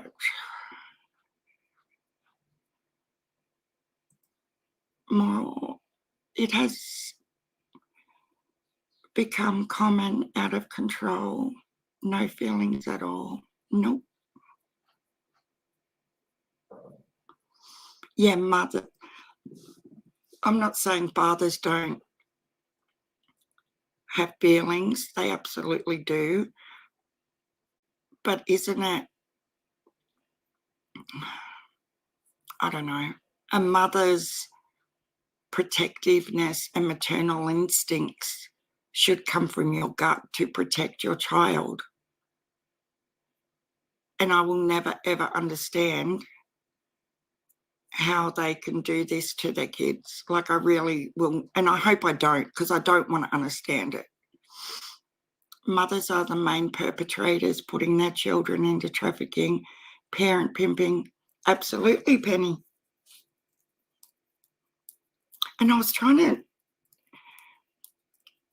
when we talk about parent pimping, I've never looked at it like this until a couple of lives ago, when I was discussing my situation with SA growing up.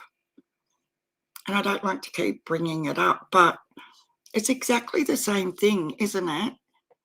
And I've never looked at it like this before. So my mother was fully aware that I was going through this from the age of 3 to the point where she'd be vacuuming in the lounge room or the living area while this was happening in another room. So to me, that's parent pimping as well, isn't it? And I've never, ever looked at it like that, even though I wasn't loaned out to people outside of the home. She was still parent pimping me. And I will never, ever understand it. And obviously I didn't understand it as a little kid. I thought every little kid went through that. You know, this is just what happens. And it wasn't till I was in my 30s where my kids were growing up, and I really, because I put it behind the door, like I put it behind this imaginary roller door, and I've never ever dealt with it. I mean, I deal with it, but I don't address it. And this is the only place I ever have spoken about it. But it just makes me think back to when I very first started disliking my mother for what she did. And that's like the last 20 years, I never respected her or liked her, or, yeah, it's hard. But it is parent pimping. Like I see now, what am I playing, Penny?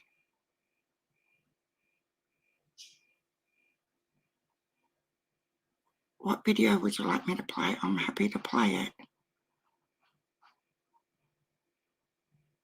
I'm behind, that's all. These things can happen with parents.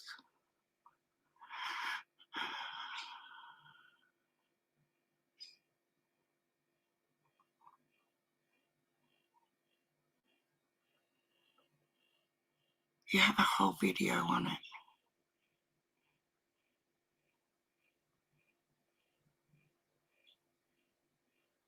But I always thought of parent pimping,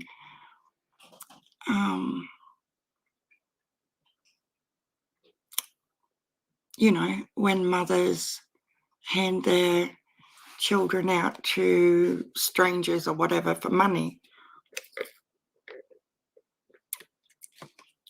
No, if you want the one I did on parent pimping, yes, I would love that, Penny. How did I never see that? Oh, it's fine, Rosemary time. He, you know, and she stayed with that man until the day she died, which was like 6 years ago. And I did not go to her funeral.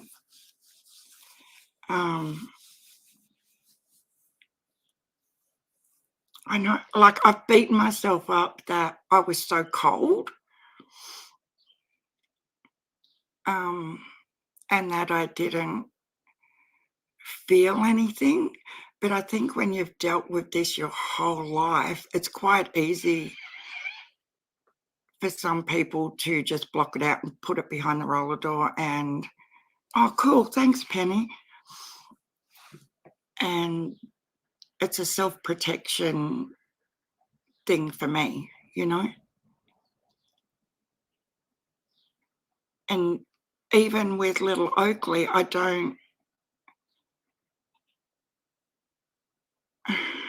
just don't understand the motherly instincts that are not there, the same as they weren't there with my mother. No mother would sit back and continue vacuuming or hanging washing on the line while this is happening. I'll just have to go into the studio to grab it, Penny. I won't be a second.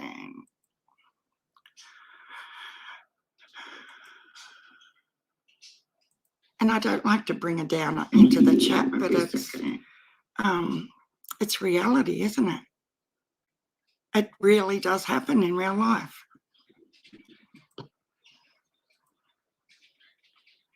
I'm going to start this, guys, and then I'm going to quickly run down to the house and visit the ladies, because I've just drank this vanilla shake and hopefully I'll make it down there. Penny, I don't have to keep stopping it like every couple of minutes, do I? It goes for an hour. I won't be an hour, but I'll be a few minutes. Oh, this looks so cool. I'll listen. Parents as Pimps, Survivor Accounts of Trafficking of Children in the United States by Jody Raphael. Abstract. This article discusses 4 survivor accounts of survivors of being sold for sexual exploitation by their parents for monetary gain. These narratives, supplemented by other accounts from 100 newspaper stories between 2012 and 2018, reveal the fact that many survivors were sold as very young children, and the abuse continued through their teen years, blurring distinctions between pedophilia and the sex trade industry. In their accounts, survivors described the motivations of their parents as well as the buyers who used excessive force and violence. Some researchers are beginning to document the existence of parental pimping and its prevalence, which ranges from 3% to 44% among survivors. Some researchers continue to resist labeling parents as pimps and refuse to view the phenomenon as part of the sex trade industry. The findings from this study raise important questions about what cultural factors encourage parents to believe that this activity is acceptable. This is a paper about parents as pimps who offer their children's bodies for sexual exploitation for monetary gain in the United States. This abuse is a problem mostly unknown to the public and is often characterized in the press as one of the deviant parents catering to deviant buyers. After in-depth interviews with 4 survivors of parental pimping, supplemented by narratives from approximately 100 newspaper reports between 2012 and 2018, I came to the realization that parental pimping is not just a phenomenon of pedophilia, because the activity can continue through the children's teen years and beyond, blurring distinctions between pedophilia and the sex trade industry. Looking into formal research with trafficked individuals, I found that up to 44% of trafficked samples contain survivors who have been pimped by family members, mainly parents, and most often mothers, meaning that parental pimping is not an insignificant problem. These findings and data raise important questions about just what cultural factors encourage so many parents to believe that this activity is acceptable. For example, everyone maintains that child sexual exploitation needs to be aggressively combated and eradicated, but many believe that the rest of the sex trade industry can be left intact. These accounts of survivors of parental pimping challenge this assumption. This article is a result of an exploratory examination of the issues based on accounts by survivors of parental trafficking. I use a journalistic style in that much of this paper is my firsthand account of my experiences in educating myself about this topic. Importantly, I believe that by this method, the words of survivors of parental pimping are heard loud and clear, which is their wish. I honor the concern for others that motivates their revisiting the horrors they have experienced. I became engaged in this inquiry in 2012 when a coworker attended a program on sex trafficking on our main campus, during which a woman now living here locally made comments about her father trafficking her into prostitution when she was a young child. When my coworker insisted that I had to hear her account, I asked her to have the woman, Annie, all names have been changed at the survivor's request to assure their safety, contact me via email. When we got together, I heard a horrendous story of abuse, exploitation, and violence of a young girl who was forced by a violent father into prostitution from the age of 9 to 15. Annie and I met for 3 hours of in-depth interviews, followed by numerous emails over a multi-year period. After my interactions with Annie, there followed a 6-year quest on my part for further information. Holly Smith, a trafficking survivor, referred me to Elaine, living in the Northeast, whose father ran a prostitution business out of the family garage, with Elaine the victim from the time she was an infant to age 13. I interviewed Elaine over the phone twice and also exchanged numerous emails with her thereafter. Elaine referred me to Mary Jo, who in a 2-hour telephone conversation told of her lifelong severe physical problems from the violence she encountered from her father and his buyers from the time she was under 5 years old until age 18. Wayne in Pennsylvania, in a 2-hour interview by telephone and subsequent email correspondence, shared the fright-inducing encounters with his father and buyers until he was 6 years of age. From these interviews, seeking to understand the motives of these parents and the buyers better, I collected approximately 100 newspaper reports of parents throughout the country charged with trafficking between 2012 and 2018. I used these to shed additional light on the motives of parents and to help determine whether the accounts I had gathered were typical. Part 1 of this article contains the accounts of 4 adult survivors of parental pimping that shed light on the motivations of their traffickers. These accounts also demonstrate the severe effects of parental trafficking on children, tweens, and teens. Part 2 briefly summarizes what is known through research about the prevalence of parental trafficking in the United States. In Part 3, I briefly discuss the denial of these prevalence statistics. Part 4 focuses on the probable motives of parents who sell their own children. It is based on the 4 survivor accounts and on the reporting in the news articles reviewed. Part 5 focuses on the buyers who pay the parents for sexual access to the children's bodies, their actions and motives based on the accounts of survivors, and the observations of law enforcement officials in newspaper articles. Part 6 provides information also from news reports of the actions and statements of law enforcement officials and judges who condone commercial sex exploitation of minors. The last section, Part 7, outlines the questions this information raises for prostitution policy, prevention, and services. Part 1, Methods of Parents as Pimps. In this section, I report on my in-depth interviews with 4 survivors of parental pimping and my review of media accounts between 2012 and 2018 to demonstrate that these 4 narratives are not untypical. Annie, sold to pay her father's gambling debts. During our initial talks, Annie told me of a murder of a young victim that had occurred while she was being trafficked. Several years later, she came to see me and informed me that she had remembered the location of the house on the edge of the woods to which she'd been taken, there to be raped by men while money passed hands. When she was 9 years old and until she reached 15, Annie's father drove her each week under duress to the house. Annie had always lived with the memory of the murder. It was an evening in 1962. She was 11 years old. All the girls were in a circle wearing no clothes except their underpants. Some angry men threw one girl into the middle of the circle, according to Annie. The men indicated that the girl had tried to tell the police about the house. They were talking a lot about not telling. They had a probe, a metal pipe or bar, about 3 feet long. She was forced to stand in the middle of the rug and was hit on the legs, arms, body. She was screaming. It was bloody. They want you to know this is what is going to happen to you if you tell anyone. I am ashamed to say this. They forced us to hit this girl, to hold the prod. They leaned over. Their hand was on your hand. You're hitting her. You're a murderer too. Now you did this too. The girl was on the floor. The men hit her on the head. She went silent. Rolling her in some material, the men picked up the body and herded the other girls down the steps into the forest preserve. Those resisting, including Annie, were pushed and shoved into cooperating.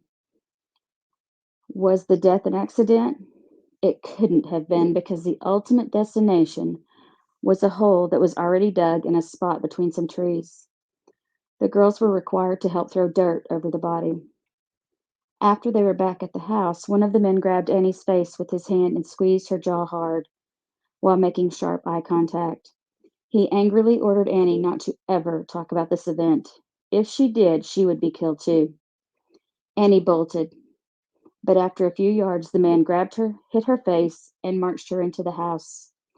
There, a woman attendant and a buyer walked her upstairs to a bedroom where the woman put a cool washcloth to her reddened face and combed her hair.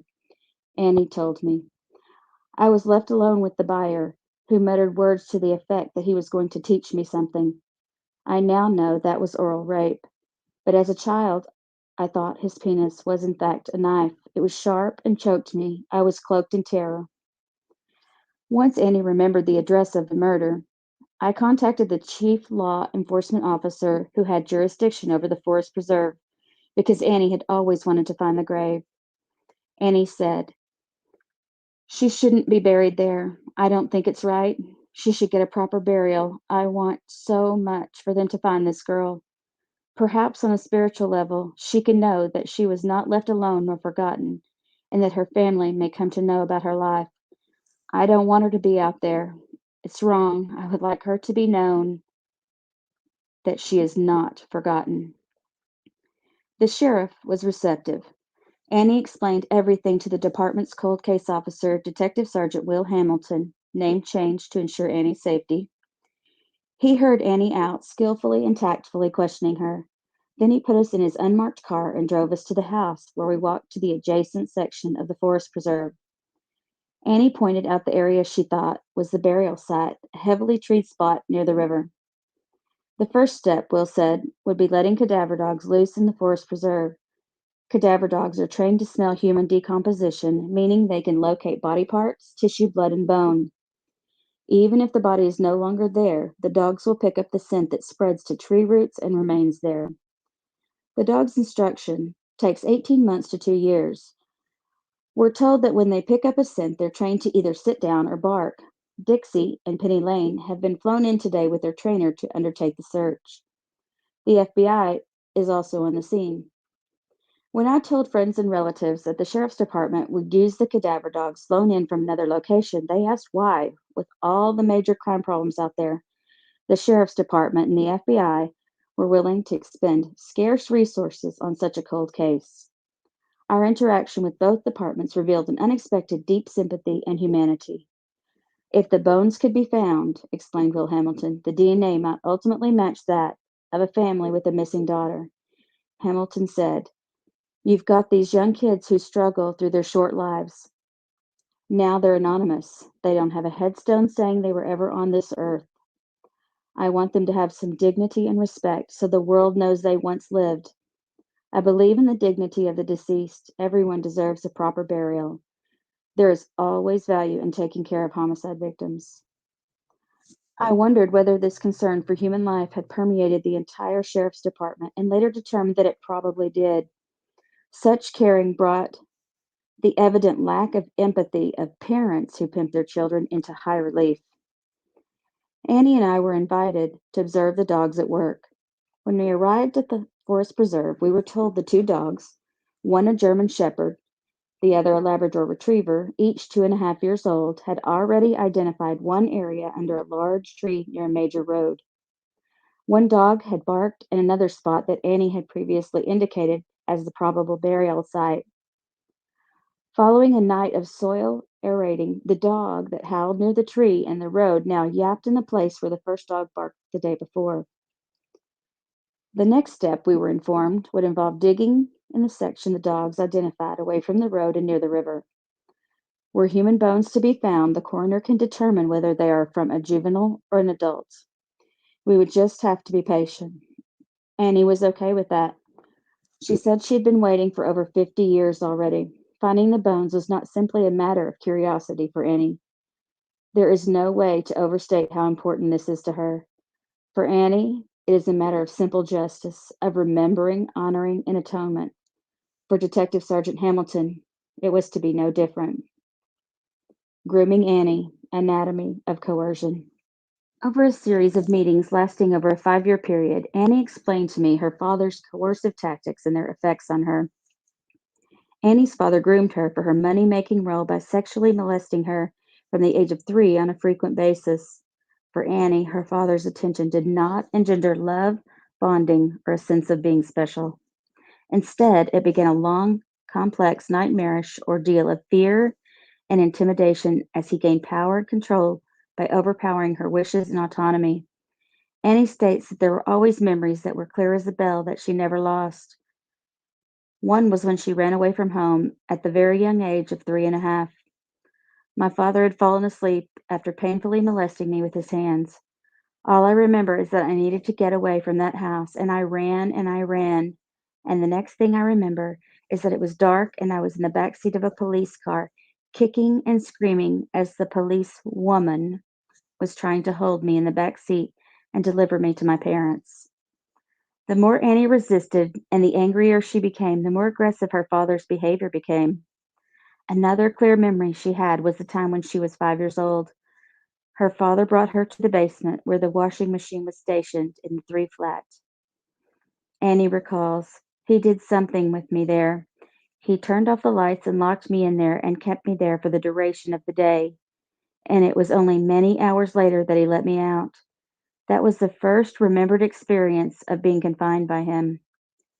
Annie also remembers being locked in the janitor's room of her apartment building between the ages of 4 and 5. He was hurting me and he left me in there for hours and I was terrorized. There was another episode in the basement involving a chase and tying me with ropes to a chair and a pole. It was rape. She remembers another incident when she was 14. My father came up behind me. He started kissing me and groping me in my pants and all that. She attempted to run away many times, but in every instance, the police brought her back to her parents. Never was there any follow up. The authorities believed her parents that Annie was disobedient and ran away because she was facing punishment. And she tried to talk to her mother, teachers, and her aunts, but her complaint was discounted. You're having nightmares. Your father loves you. He would never do anything like that. Annie's father, an industrial engineer, was a gambler who lost a lot of money in poker, billiards, and pool games. He was so in debt that her mother threatened to leave him. She remembers someone coming to the house, demanding money. Annie says she was a scrawny and underdeveloped 9 years of age who looked a lot younger. Around this time, her father would say, "We have to go to work. We have to go to work." Due to his threats, Annie had to get into the car. He drove to a house in an isolated area at the edge of a forest preserve with a river running through it. Annie was taken to the house weekly for the next 6 years. She believes the house was run by a local syndicated mafia-controlled child sex ring.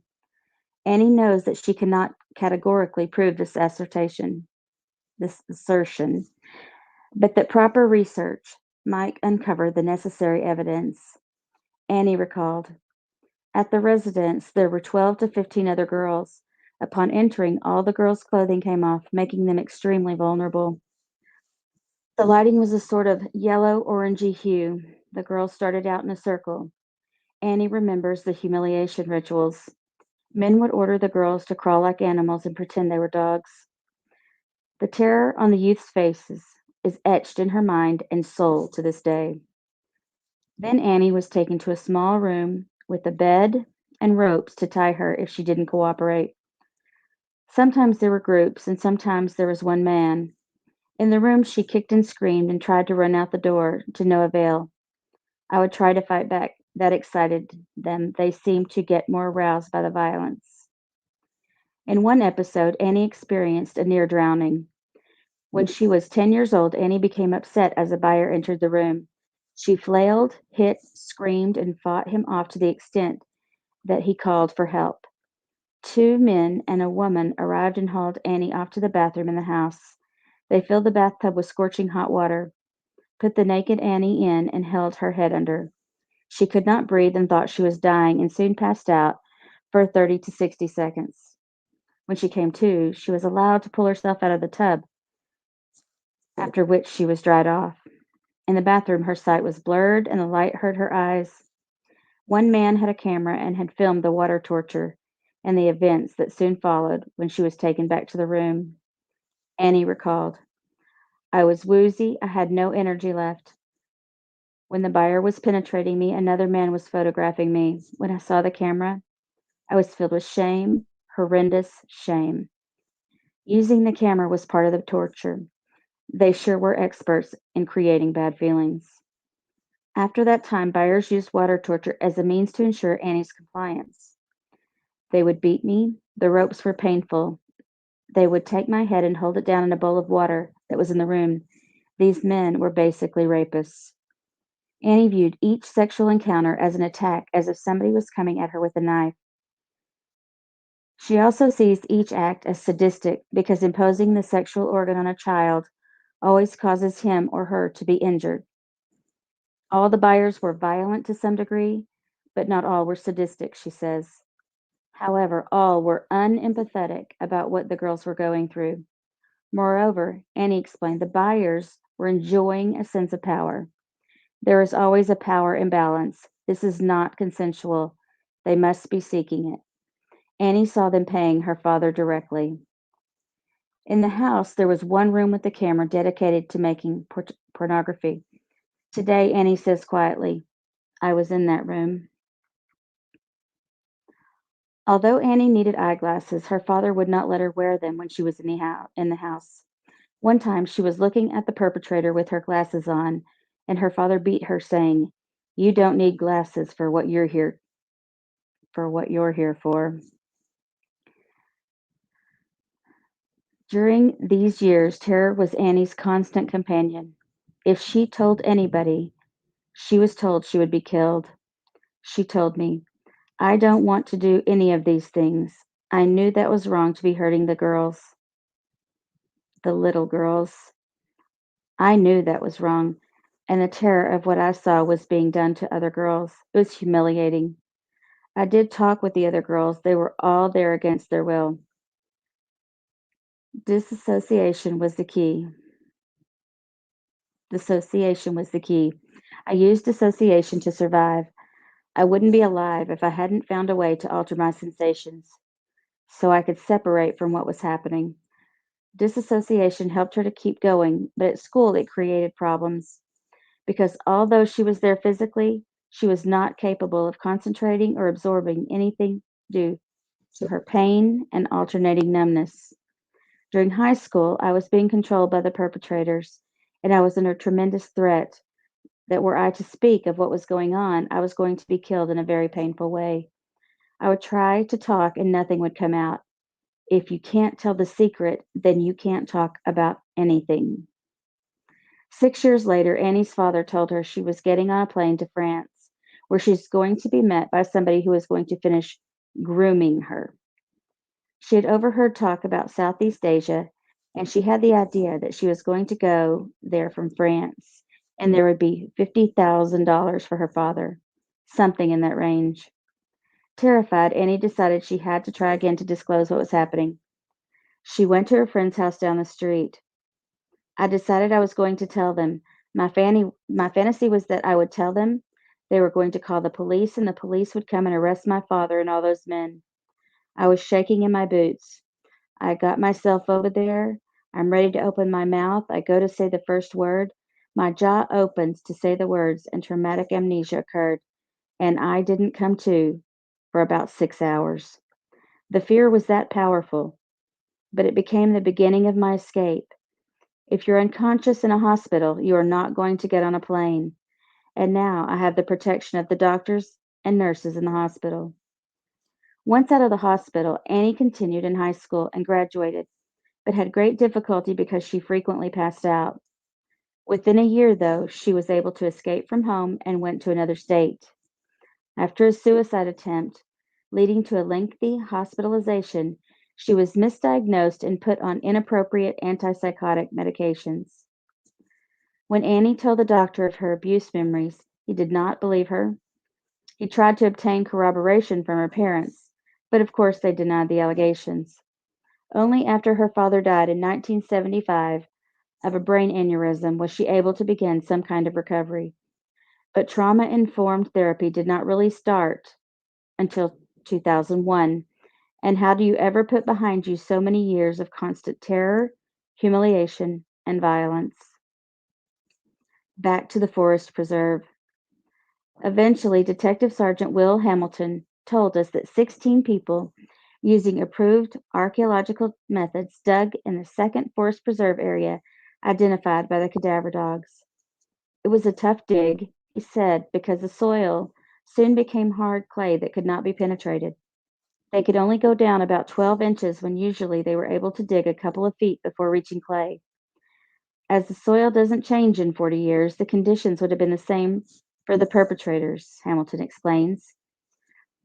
It would have been a shallow grave with maybe about 6 inches of soil on top of the body. No human bones were found in the area, but animal bones were. With the grave so shallow, Hamilton explains, the body could have been moved by animal predators, or flooding could have moved it around or exposed it to predators. The human odor, however, would still be present in the soil. Flooding is not an unusual occurrence in this part of the forest preserve, so near the river. Animal predators might have moved the body, buried so shallowly, and the bones could have been dispersed through a large area of the heavily treed park. So, what was the final result? According to Sergeant Hamilton, it remains possible and does not disprove that human burial did occur in the forest preserve. We will have to be content with that. But the exercise was life affirming. Will Hamilton believed Annie's account, an important event, and took steps based upon it. His empathy and basic humanity seemed so far removed from the indifference of buyers single mindedly pursuing their goals with children and teens. How dissimilar they seem. Will assures Annie, as long as I'm here, this case will never go away, and Annie is grateful. Thank you, Sergeant Hamilton, for believing me, for your empathetic understanding and willingness to help society grow in its awareness of a social problem that may never be eradicated, but can get controlled in such a way that doors open to victim services and perpetrator prosecutions. Wayne, terrifying violence. I interviewed Wayne, another victim of parental pimping, over the telephone in an emotional 2-hour conversation. Seeking privacy, Wayne stayed outside in the bitter cold to give me his account. Wayne says his first memory was being violently raped by his father when he was 3 years old. It began with inappropriate touching and exposure and proceeded to violent penetration. They were in the bathroom, and Wayne screamed so loudly that his mother heard his cries and came in and saw the blood. His father replied, "Woman, this is my house, and we will do what I want." These rapes were repeated so often that Wayne developed ways to lock it out. As he explains, I would go off in my own little world to escape everything. When he was 4, his parents dropped him off at his uncle's house, where his relative raped him orally and then sodomized him. It was a very brutal, cold, horrifying experience. Once both his parents returned, he was told to get into his father's van. Wayne observed his uncle giving his father money while his mother looked on. It progressed from there, from relatives to other men in the area.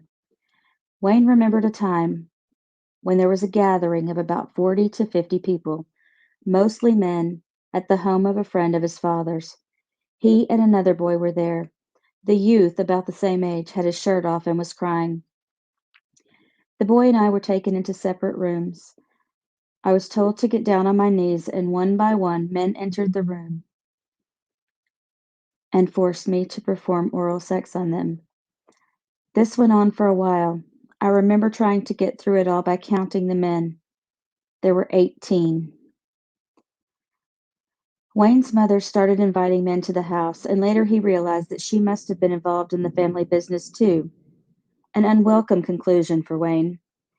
Years of trauma therapy have been necessary before Wayne could become functional. Post-traumatic stress disorder with flashbacks and night terrors persisted. Depression remained a problem. Some of the therapy sessions were so intense that I came close to vomiting, Wayne explained. I cried a lot. I screamed a lot. It was necessary. Breaking the silence and talking about the abuse, not burying it, was a necessary path to recovery, but a painful one. Mary Jo, permanent blindness. Another parental pimping victim, Mary Jo, told me over the telephone that in the early years she did not fight the sexual attention of her father. She thought she was special, loved her parent, and wanted to please him. When her father started to bring buyers to her, it seemed just like a part of life. Mary Jo explained, "You were brought up to brush your teeth. It seemed normal to me. I didn't like it. It was at times painful or at times violent, but it was an authority I didn't question." Mary Jo's father would buy her clothes, take her to basketball games or concerts, and out to eat. She felt special, and he said he was the only one who cared about her. At the same time, there was fear. I was emotionally attracted to him and afraid of him at the same time. Her father said that if she ever told anyone, she would get in trouble because she was breaking the law too. Later, as she aged, the actions of her father and the buyers became repulsive. When she was still under the age of 5, Mary Jo's father transported her to buyers, and at other times she was asked to stay home from school, and the men came to the house. At some of the places to which she was taken, Mary Jo says there were other children and 2 to 4 men participating. She was also transported to hotels, but not nearly as often as to private homes. It wasn't full vaginal assault until she was 9. Before that, it was oral and penetration of objects. At the same time, Mary Jo was subjected to daily sexual assault by her father. As she began to resist, the buyers would be violent. For example, when she refused to swallow, she was taken by the hair and dragged off the bed and taken to her father, who said he would take care of this. As in Annie's situation, water torture was the punishment. He took Mary Jo to the bathtub, ran water, and started drowning her, lifting her back up and then back down, torturing his daughter. And that wasn't the only time. Her head, she says, would be banged time and time again. Mary Jo was prostituted until age 18. She started to cut herself when she was between 14 and 18, and she also suffered from sexually transmitted diseases. As Mary Jo attempted suicide so often, it is a wonder, she said, that she didn't die from so recklessly cutting herself. At 10 years of age, she developed an eating disorder, which continued for 10 years, anorexia and then bulimia. Eventually, she developed toxic optic neuropathy from the malnutrition, giving her permanently foggy and blurry vision. Mary Jo has told her story many times to the public. She is dedicated to reducing the amount of sex trafficking. Given what she has endured, her upbeat personality is a wonder. Unlike the fathers of the other interviewees, Mary Jo's father is still alive and in the area. To date, she has not gone to law enforcement to report him, but said she might have to go if she heard he was in a relationship in which a young girl was in his home. Elaine, advertised via CB radio. Like Mary Jo and unlike Annie, Elaine loved her father and all the special attention she received. I'm eating my cheeseburger. It amazes me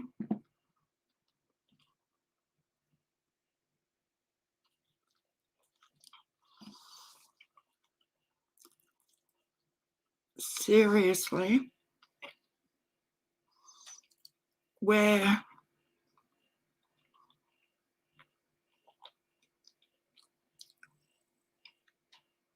they have the perpetrators just have no feeling for anyone else but their own gratification. I'll see you, Suzanne. I'll chat to you a bit later. Have a great time. I can remember when you first posted this, Penny, and I listened to the whole thing while I was sitting out the front of the gym waiting for my 12-year-old granddaughter. And I don't think I moved a muscle in my body the whole time I was listening, because so many things I thought I had blocked out just became like yesterday. And yeah, I couldn't believe the similarities with, like some out of each victim that applied to me, but I never thought of it as pimping because it was within the family unit. But it absolutely is in every way. Pimping by your mother, whether she's being paid monetary or not, it's still pimping, isn't it? Oh, I just wish I could hug every single one of them. And this disassociation, that's obviously what I do by trying to put it behind this roller door that I don't open until I come on YouTube, and it's the only place in the world where I know people will understand and they won't look down on me. She offered I couldn't get through the first story without. I know, Penny. But as a mum, I just don't understand it. Even though I was a victim of it, that's what I battle with. I can't understand how she let, and they let, these things happen to their babies. And it doesn't seem to bother them at all. And I'm glad I don't understand, but it doesn't make you feel any better. You know what the clincher for me was, when I found out he was doing it to his own biological daughter, like he was my stepfather. But yeah, when I found out, because my stepsister's 6 years younger than me, when I found out he was doing it to her also, that's because I was like 17 or 18 by this stage, and I was out. Like I didn't ever go back to the house ever again after that. And my stepsister and I, every couple of years, we'll have a conversation about it.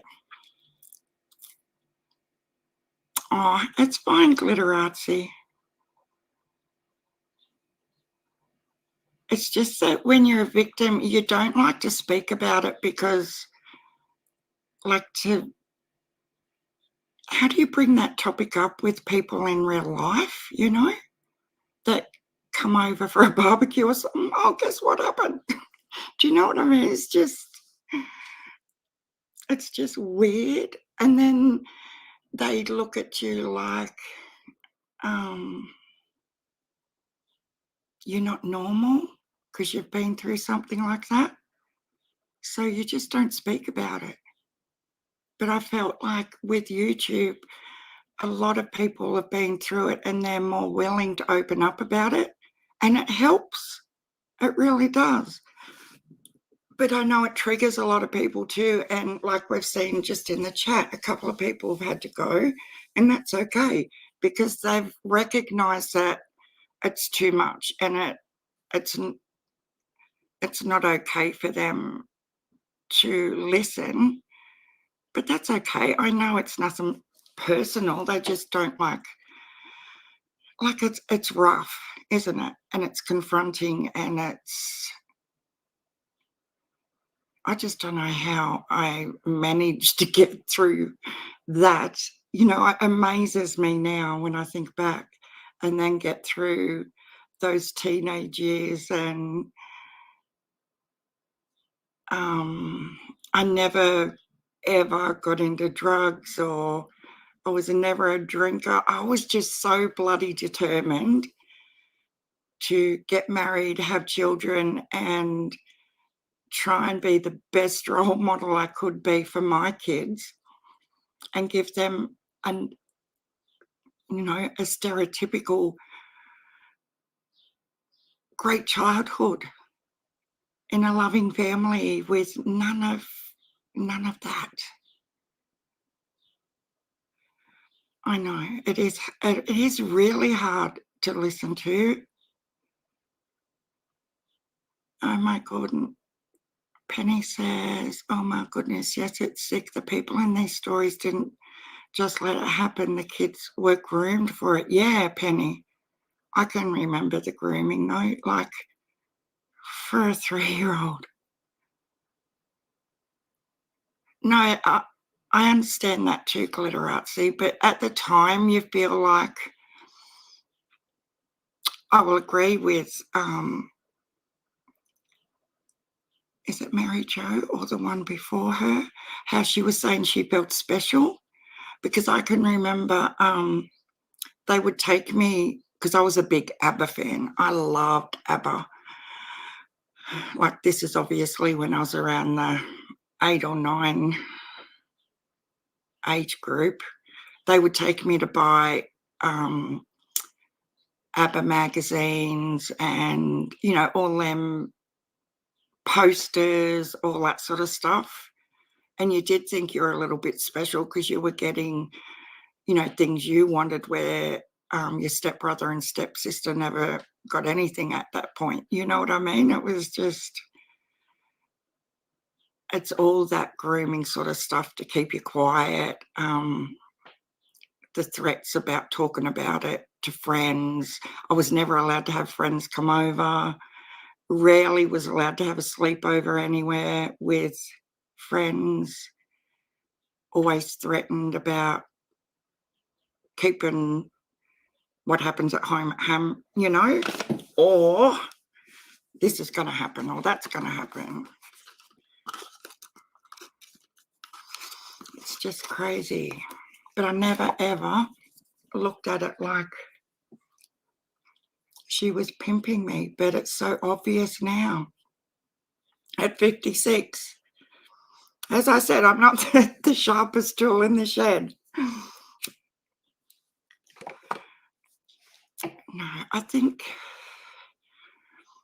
you just learn to protect yourself, don't you?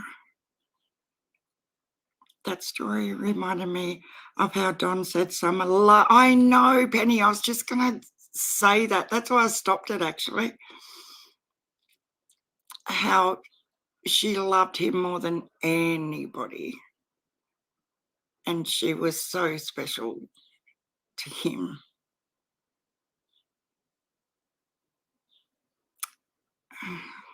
Like, I don't like coming on and saying they definitely murdered her and they did this, they did that, because we don't know. But there's so many things that come out of that man's mouth, especially that remind me so much of my situation from being a little kid. Oh, you're just tuning back in now, Jackie Jude. Yeah, it's a lot. But I wonder, you know, with little Oakley, I think we all surmise Summer was in some sort of SA situation. And I don't know about little Oakley, but I'm going to be digging hard tonight just to get more background on both the parents and all that sort of stuff. And like I've got little Michael Vaughan on the thumbnail as well, because I wanted to show you guys, where is it? Q has some merch out. Now, Michael Vaughan's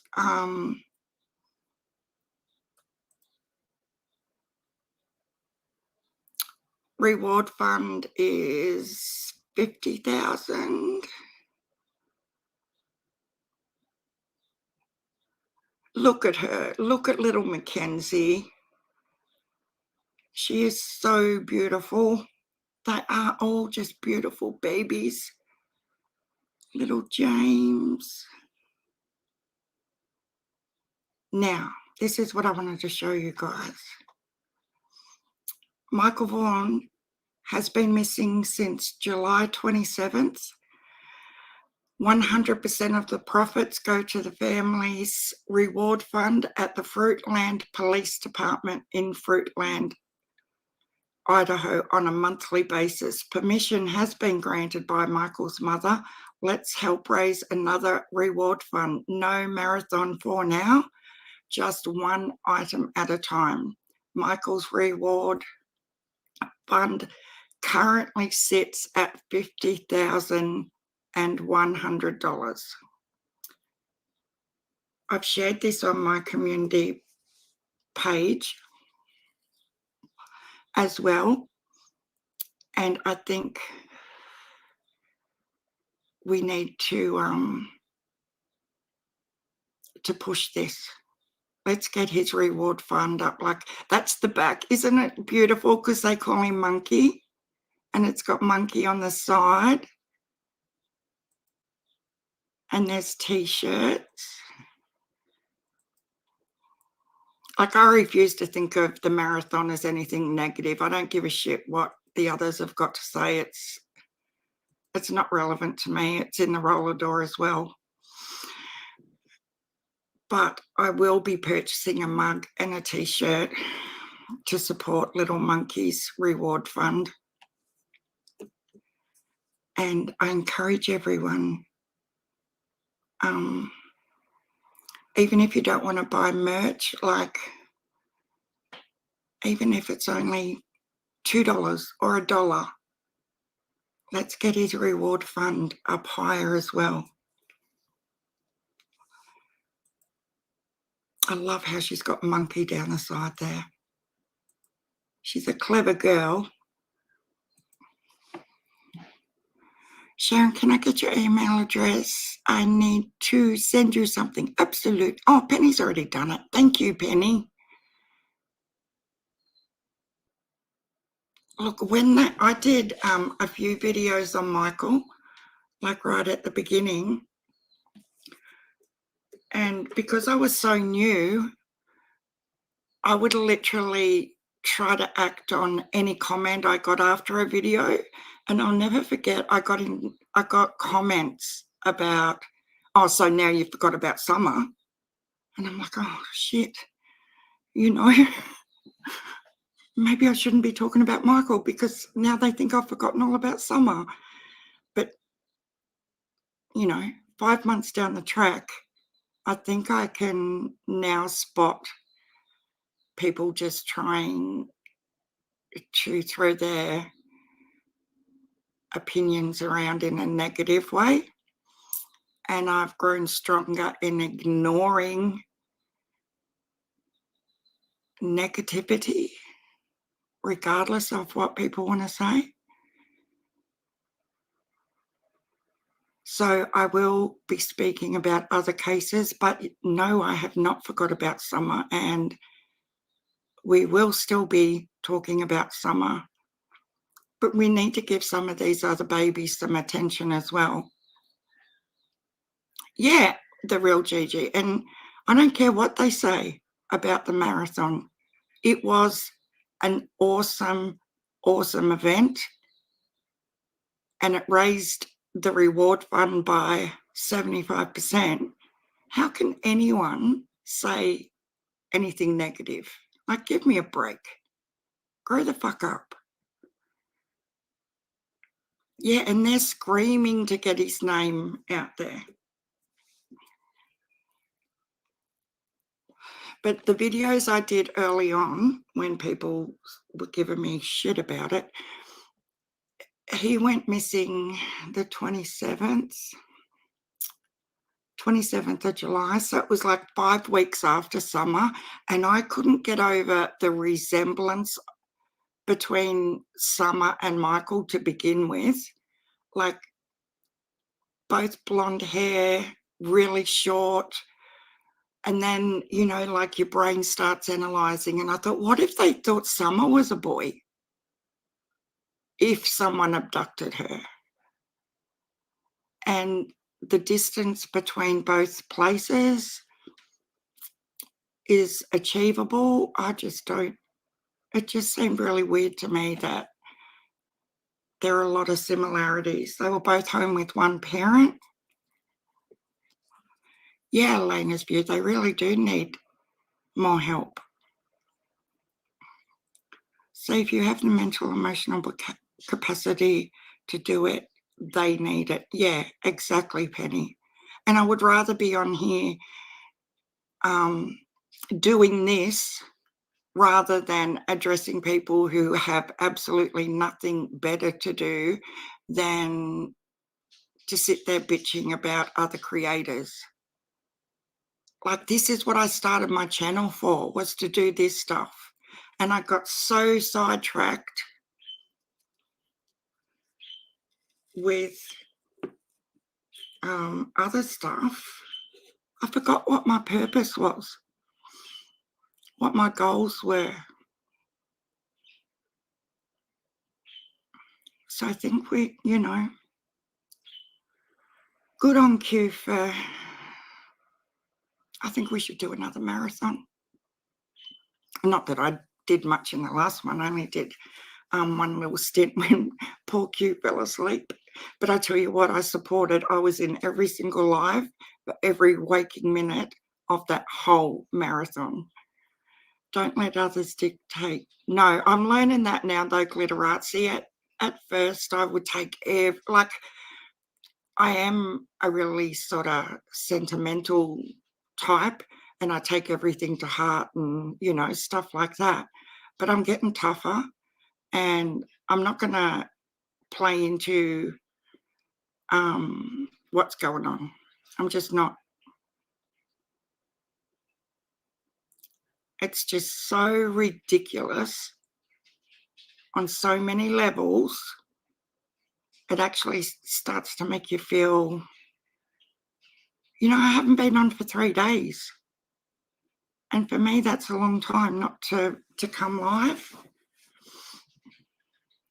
But you just think you're not making a difference. And that's why yesterday I thought, no, stuff this. I'm just going to go back to what I started doing at the beginning and try and do something and get their little faces out there again and speak about them. And if we can get Michael's reward fund up even more, like we did with Summers, it's a good thing. And the other creators who feel needy that they didn't get any of the attention, then that's your interpretation. They're your feelings. We can't be a part of how you feel. Deal with it. You're a grown-up. Yes, Penny. We can talk about kids who need help, or we can talk about adults who act like children and are beyond help. Yes. I don't want to talk about the adults who act like children, like they do not deserve to be spoken on. And that's why I'm deliberately not saying their names right now, because I'm just disgusted, to be honest. You know, if my kids behave like some of these so-called creators, they would get the biggest tongue lashing from me. But you know what gets me the most is the cryptiveness.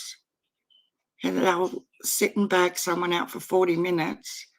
Oh, but that wasn't, you know, if you've taken it on as your perception, give me a fucking break. I know exactly what's going on.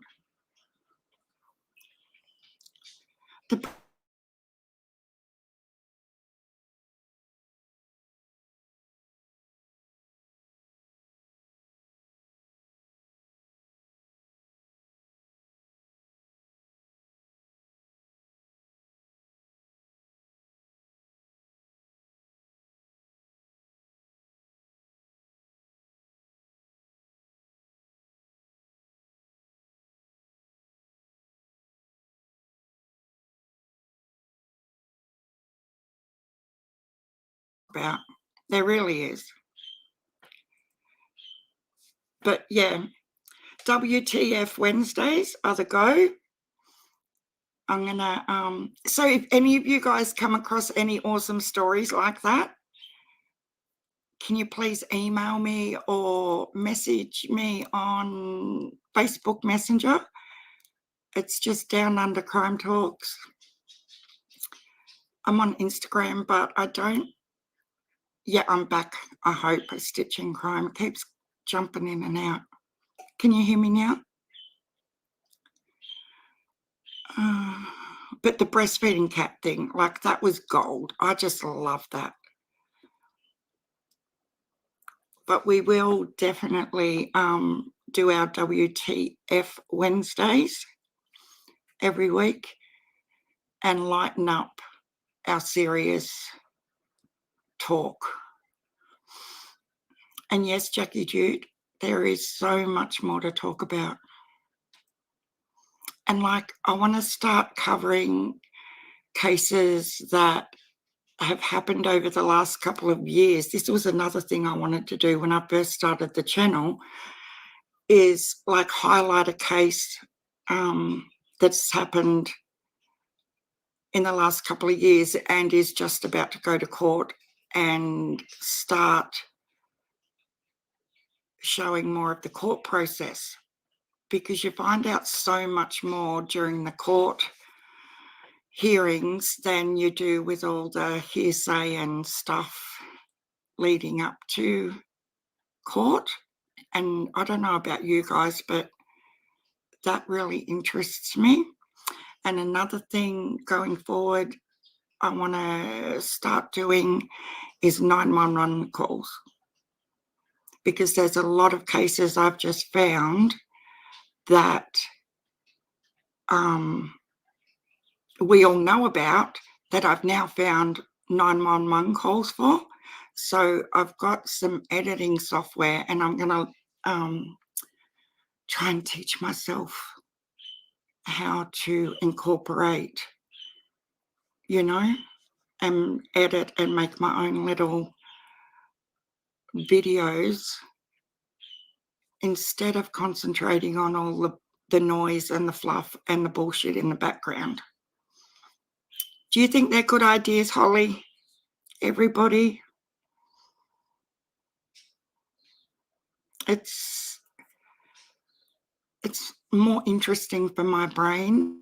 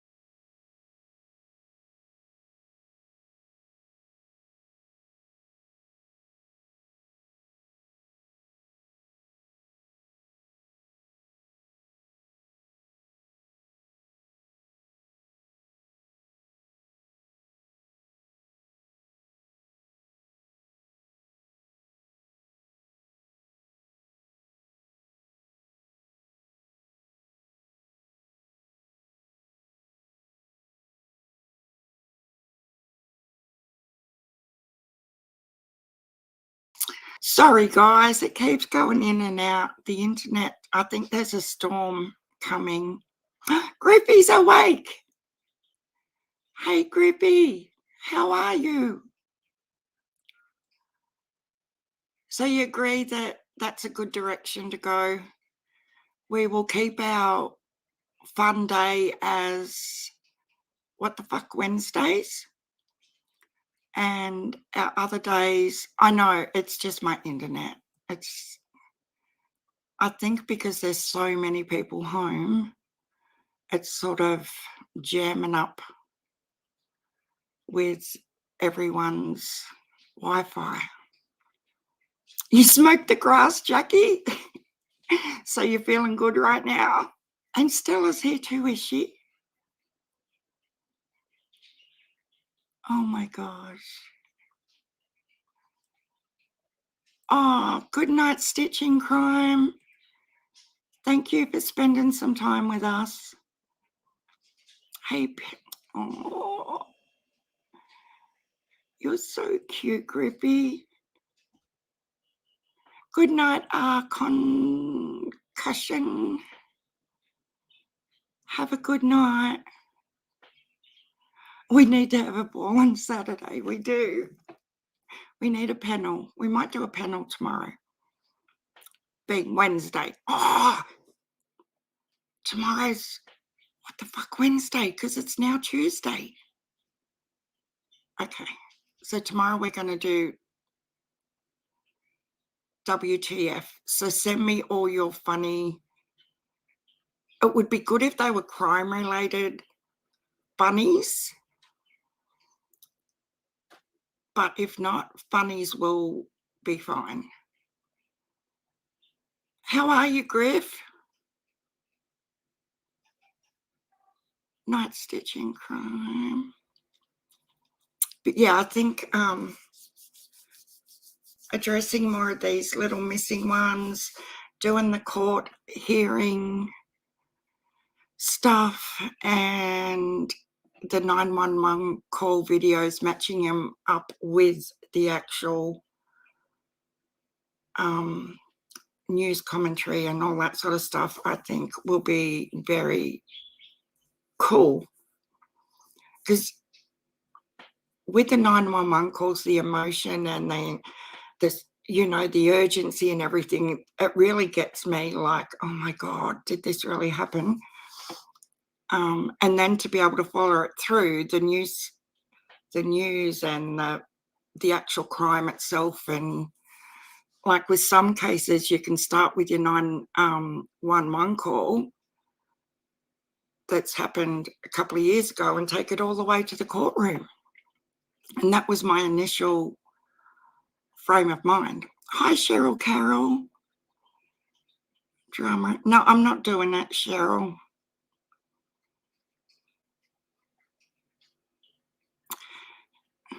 No, I agree. And I'm just not doing it anymore. Like, I've been keeping out of everyone's lane and have not commented or drug anybody for ages, but even being quiet, I've still been drugged into things that I've absolutely had nothing to do with. Yeah, the Florida man, Penny, that he is hilarious. And half the time that's all I want, Cheryl, is just a reaction, and I'm not on here to do reaction videos to someone saying something negative about me. It's just, I'm just over it. It's so unproductive and ridiculous and childish and immature. And then one creator gets on and loses their shit because one of their friends said you did something. Like, come on now. Just grow up. Does anyone remember that case of the couple that adopted a girl from maybe Russia? She was supposed to be 2 years old, but was a dwarf. And oh no, really? Oh, that's bad. She was supposed to be 2, but she was a dwarf and much older. Wow, no, I'll have to Google that. There's a safe place to vent. Absolutely there is, Penny. What's the story on Jessica Chambers? Okay, Elaine, that's view. I'm going to write it down. The name rings a bell. Jessica Chambers, how do I know that name? Oh, Penny, in your live yesterday when we were talking about TV, I didn't do it. I'm just owning it. But I'm going to do it. I'm going to start watching more actual TV. But one of my favourite ones is Buried in the Backyard. It is awesome. And it's surprising how many people get buried in other people's or their backyards. Like, there's like 6 series of it. And most of them are in the US. They don't want to let go of, or they like to know where the person's buried so they can keep an eye on the actual grave. It blows my mind how many cases there are in these TV series of people that are buried in their backyard. Crazy. So I'm going to go and see if there's any new episodes out. And there's another one, buried in the backyard, buried. You need to Google it because they're so good. I watch a lot of period dramas and history documentaries. I love period dramas too. The Real Gigi. I loved Downton Abbey. You know, the two most recent ones that were on Watch TV show, and I'm going to, Penny, but it's really shitty right now because cricket's on.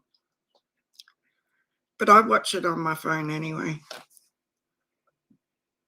Like, hubby likes me to sit and watch, like to sit with him in the lounge room of night time, and he watches his sport or whatever, and I just always watch whatever I'm watching on my phone, but at least I'm still sitting with him. What's it called? Buried in the Backyard. I think it's on Hayu. I'm positive it's on Hayu. Do you guys in America have Hayu?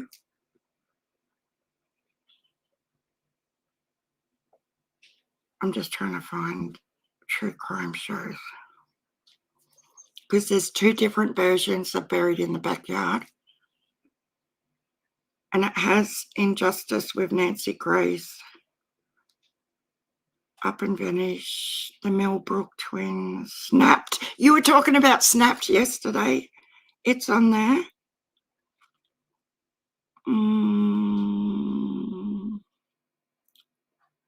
Where is it?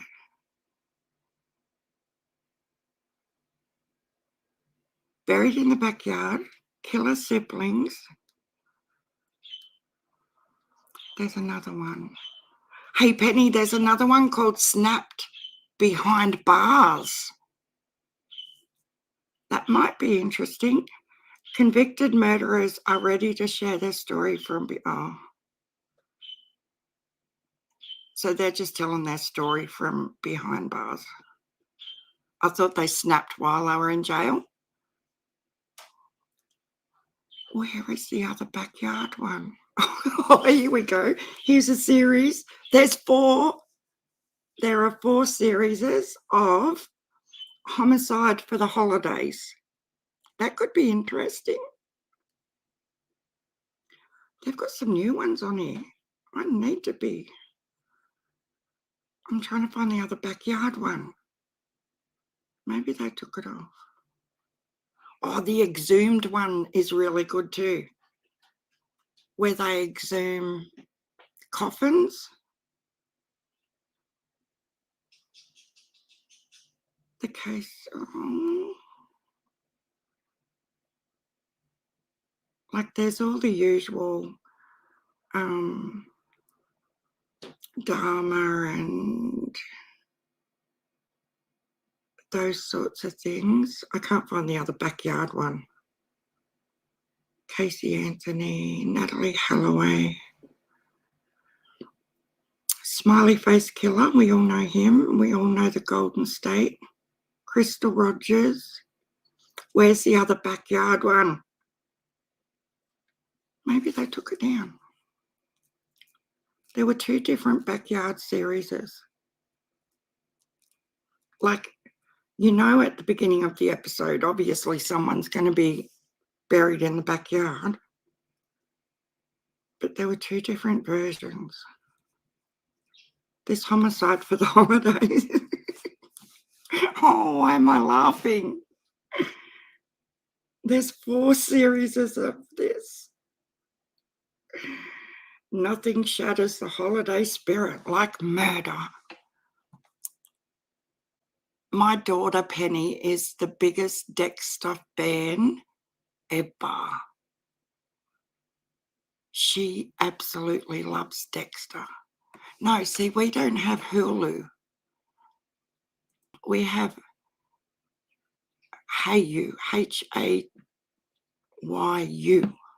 But I think it'd be the same sort of thing. Nancy, I know. I have her in my podcast app, and it's, yeah, I find her really hard. She gets so dramatic. I end up having a minor anxiety attack and I can't breathe and nearly pass out. Yeah. Cold Case Files is good. Yep. The Killer Speaks. Old Days Murder, She Wrote, Crazy Like a Fox, Scarecrow and Mrs. King love them. American Monster Series. Oh, I have to write that one down. The American Monster Series. Is it like true crime, Penny, or is it like a drama?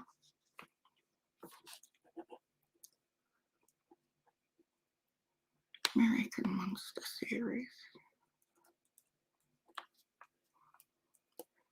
I tell you what I do get addicted to, though, when I'm not watching true crime stuff, is The Real Housewives. Because you do not have to think. And it's just like, I don't know, you just, oh, Bones. Yeah, I loved Bones. Do you give a shit about Nancy Grace's twins?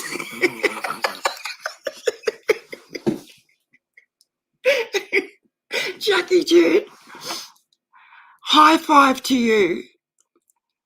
How often does she bring her twins into a sentence? Like every single conversation. But me, my twins, I'm glad someone else notices that. No, but I just found it on my app, Penny, just now. So I'm going to watch that when I go off. Oh, cool. The West of the West in America. But she does. You're so right. She brings up the twins so often it's ridiculous. It's the grass talking. Oh, that's okay. We love it. It is absolutely true, though. Your ears bleed. Yeah. Before I found YouTube, I used to watch like the New Jersey ones, the Cheshire ones. The only two I didn't watch, I think, was New York and Orange County. I used to watch all of them. And then I got hooked on, because it's like eating popcorn. Once you have one bit, you got to just watch the next one, next one, next one. And then I got addicted to Below Deck with the crew on these Below Deck shows. And just because I didn't have to think about anything, you know, I could just sit there sewing away and just listen to the bullshit that goes on. With Don, he takes, if the boys were at work with Don,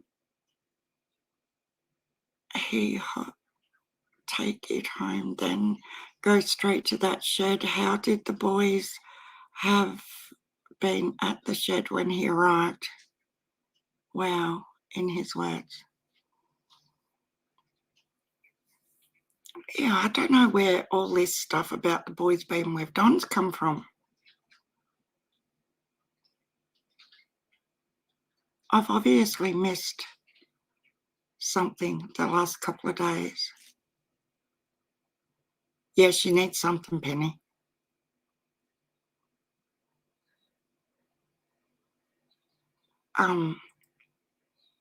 But yeah, I haven't watched any reality stuff for 6 months. Nothing.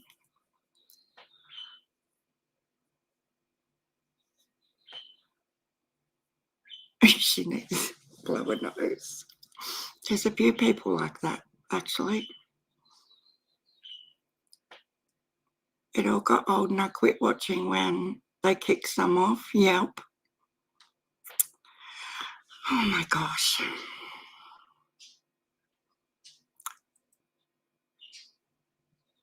Yeah, I haven't heard or seen where this has come from. That does anyone know?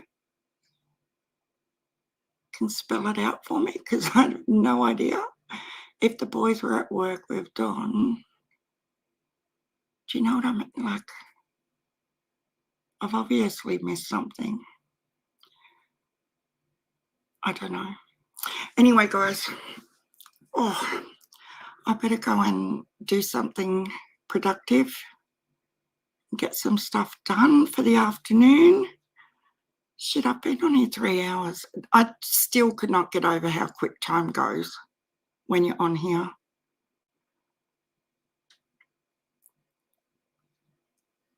My For You section on Hulu is very murdery.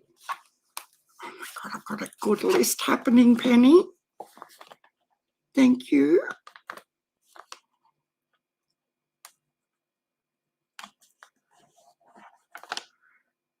One, two. I've got 3 things I've got to look up. No, 4. 4. Brianna Lopez, very murdery. Jessica Chambers, and American Monster series. I'm taking notes.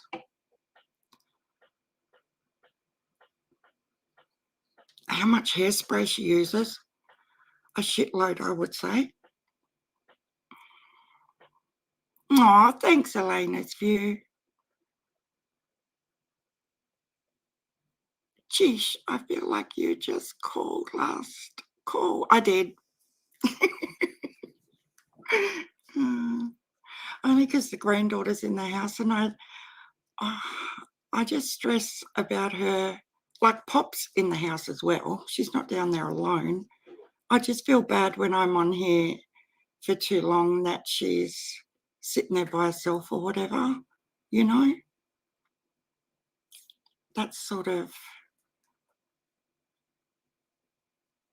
I don't like, you know, if she's not with her friends or whatever, I just feel bad that I'm sitting up here online and she's down there by herself. Ah. Thank you, Dee Adams, because I honestly thought it was something new that just come out and I missed it. Yeah, I don't. Honestly, I don't know what to think of everything H said. I think parts of it might have been for real, but there were some parts that just I question. Oh, you would. So that's not actually. Oh, really, Penny? Very murdery isn't a thing. I scribbled it out. Okay, my mistake. Just anything murdery. I'll see if I can find a show that has a 911 call accompanied to it, and then we can follow it all the way through, because it's really cool to do that. Okay, now I'm back to 3 on my list. But yeah, Dee Adams, thank you for, because I honestly thought it was something that come out in the last couple of days that I didn't see or hear. They were at home cleaning. Yeah, Candace has always said that she left them home alone. But H said they were with Don at work. But Don says they weren't with him, that they were with Candace. Oh, it's just, everyone's got a different story. Yeah, thank you, because I was getting very confused. I had a neighbour move in across the street from Russia, and he came across the street to ask me about exactly how much is a shitload.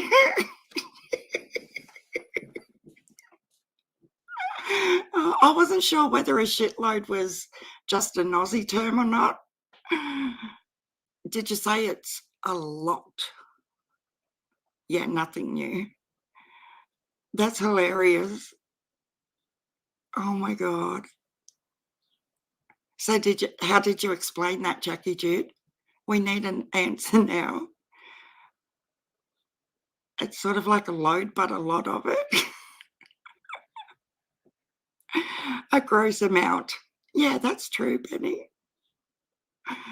Oh gosh, that's hilarious. But a lot of our Aussie little sayings, I've got to stop sometimes because I think you guys will have no clue what I'm talking about. Anyway, hubby's back. A lot. Yes, it is a lot. I'll go and make him a nice afternoon tea and give him some attention so he doesn't get all neglected. You know, like he comes and says, I'm going to the pub for a while. And I'm like, yes, okay, love, you have a good time. But, you know, you come and sit on YouTube and they're like all puppy eyes but what about me? I don't understand that. I'm going to ask everyone I know now. You want some afternoon tea? There's no cheesecake left, Griffey. But he does. He's a big bloody sook. I'm just saying. Oh, you're going to go live, are you? Like, Jesus. Needy little bugger. A fuck ton. I love that. Griffey, I'll message you.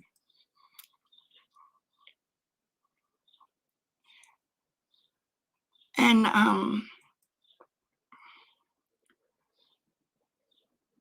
yeah. But if I go and make him a coffee and, you know, he'll stop pouting. He's probably not even pouting. I just get to a point where I'm paranoid that I've left him alone in the house as well. They don't go back to work until the 10th of January. And I don't like not having alone time. But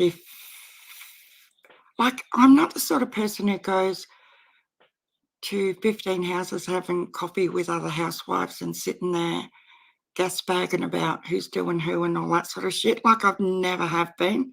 I just always sort of stick to myself and I don't know. I like hanging out with myself. If that's good or bad, I have no idea, but I enjoy it. Where he's really social and he likes to, you know, hang out with his mates and stuff. And I have no problem with that. At 56 years of age, I don't expect him to be having tantrums because I come on YouTube for a couple of hours a day, you know, but sometimes he does. Enjoy your day. I will. You have a good night too, Penny. And the real GG, Elena's View, D. Adams, Jackie Jude. She's having a real good time, people, just saying. Had their own definition of shitload. We need to carry this on tomorrow, Jackie. This conversation. And we'll ask the chat tomorrow what their interpretation of a shitload is. That'll be funny. Yes, we will be, Penny. For sure. Griffey needs to catch up in there so she's got a heads up with what I was going to speak to her about. Yeah, I am too, Jackie. I really like it. Oh, I'm glad we make you smile. I'm glad you're so happy about the way I want to go with the channel too. I think it's important to get back to that, but still have our fun times and have a laugh as well. But thanks, guys. Thank you, mods. Thank you so much, Penny, for letting us play that video, because it puts so much in perspective for me. Even though I've watched it again, I actually consumed more this time. Like, had a better I processed it a lot better, I think. And it will be funny tomorrow.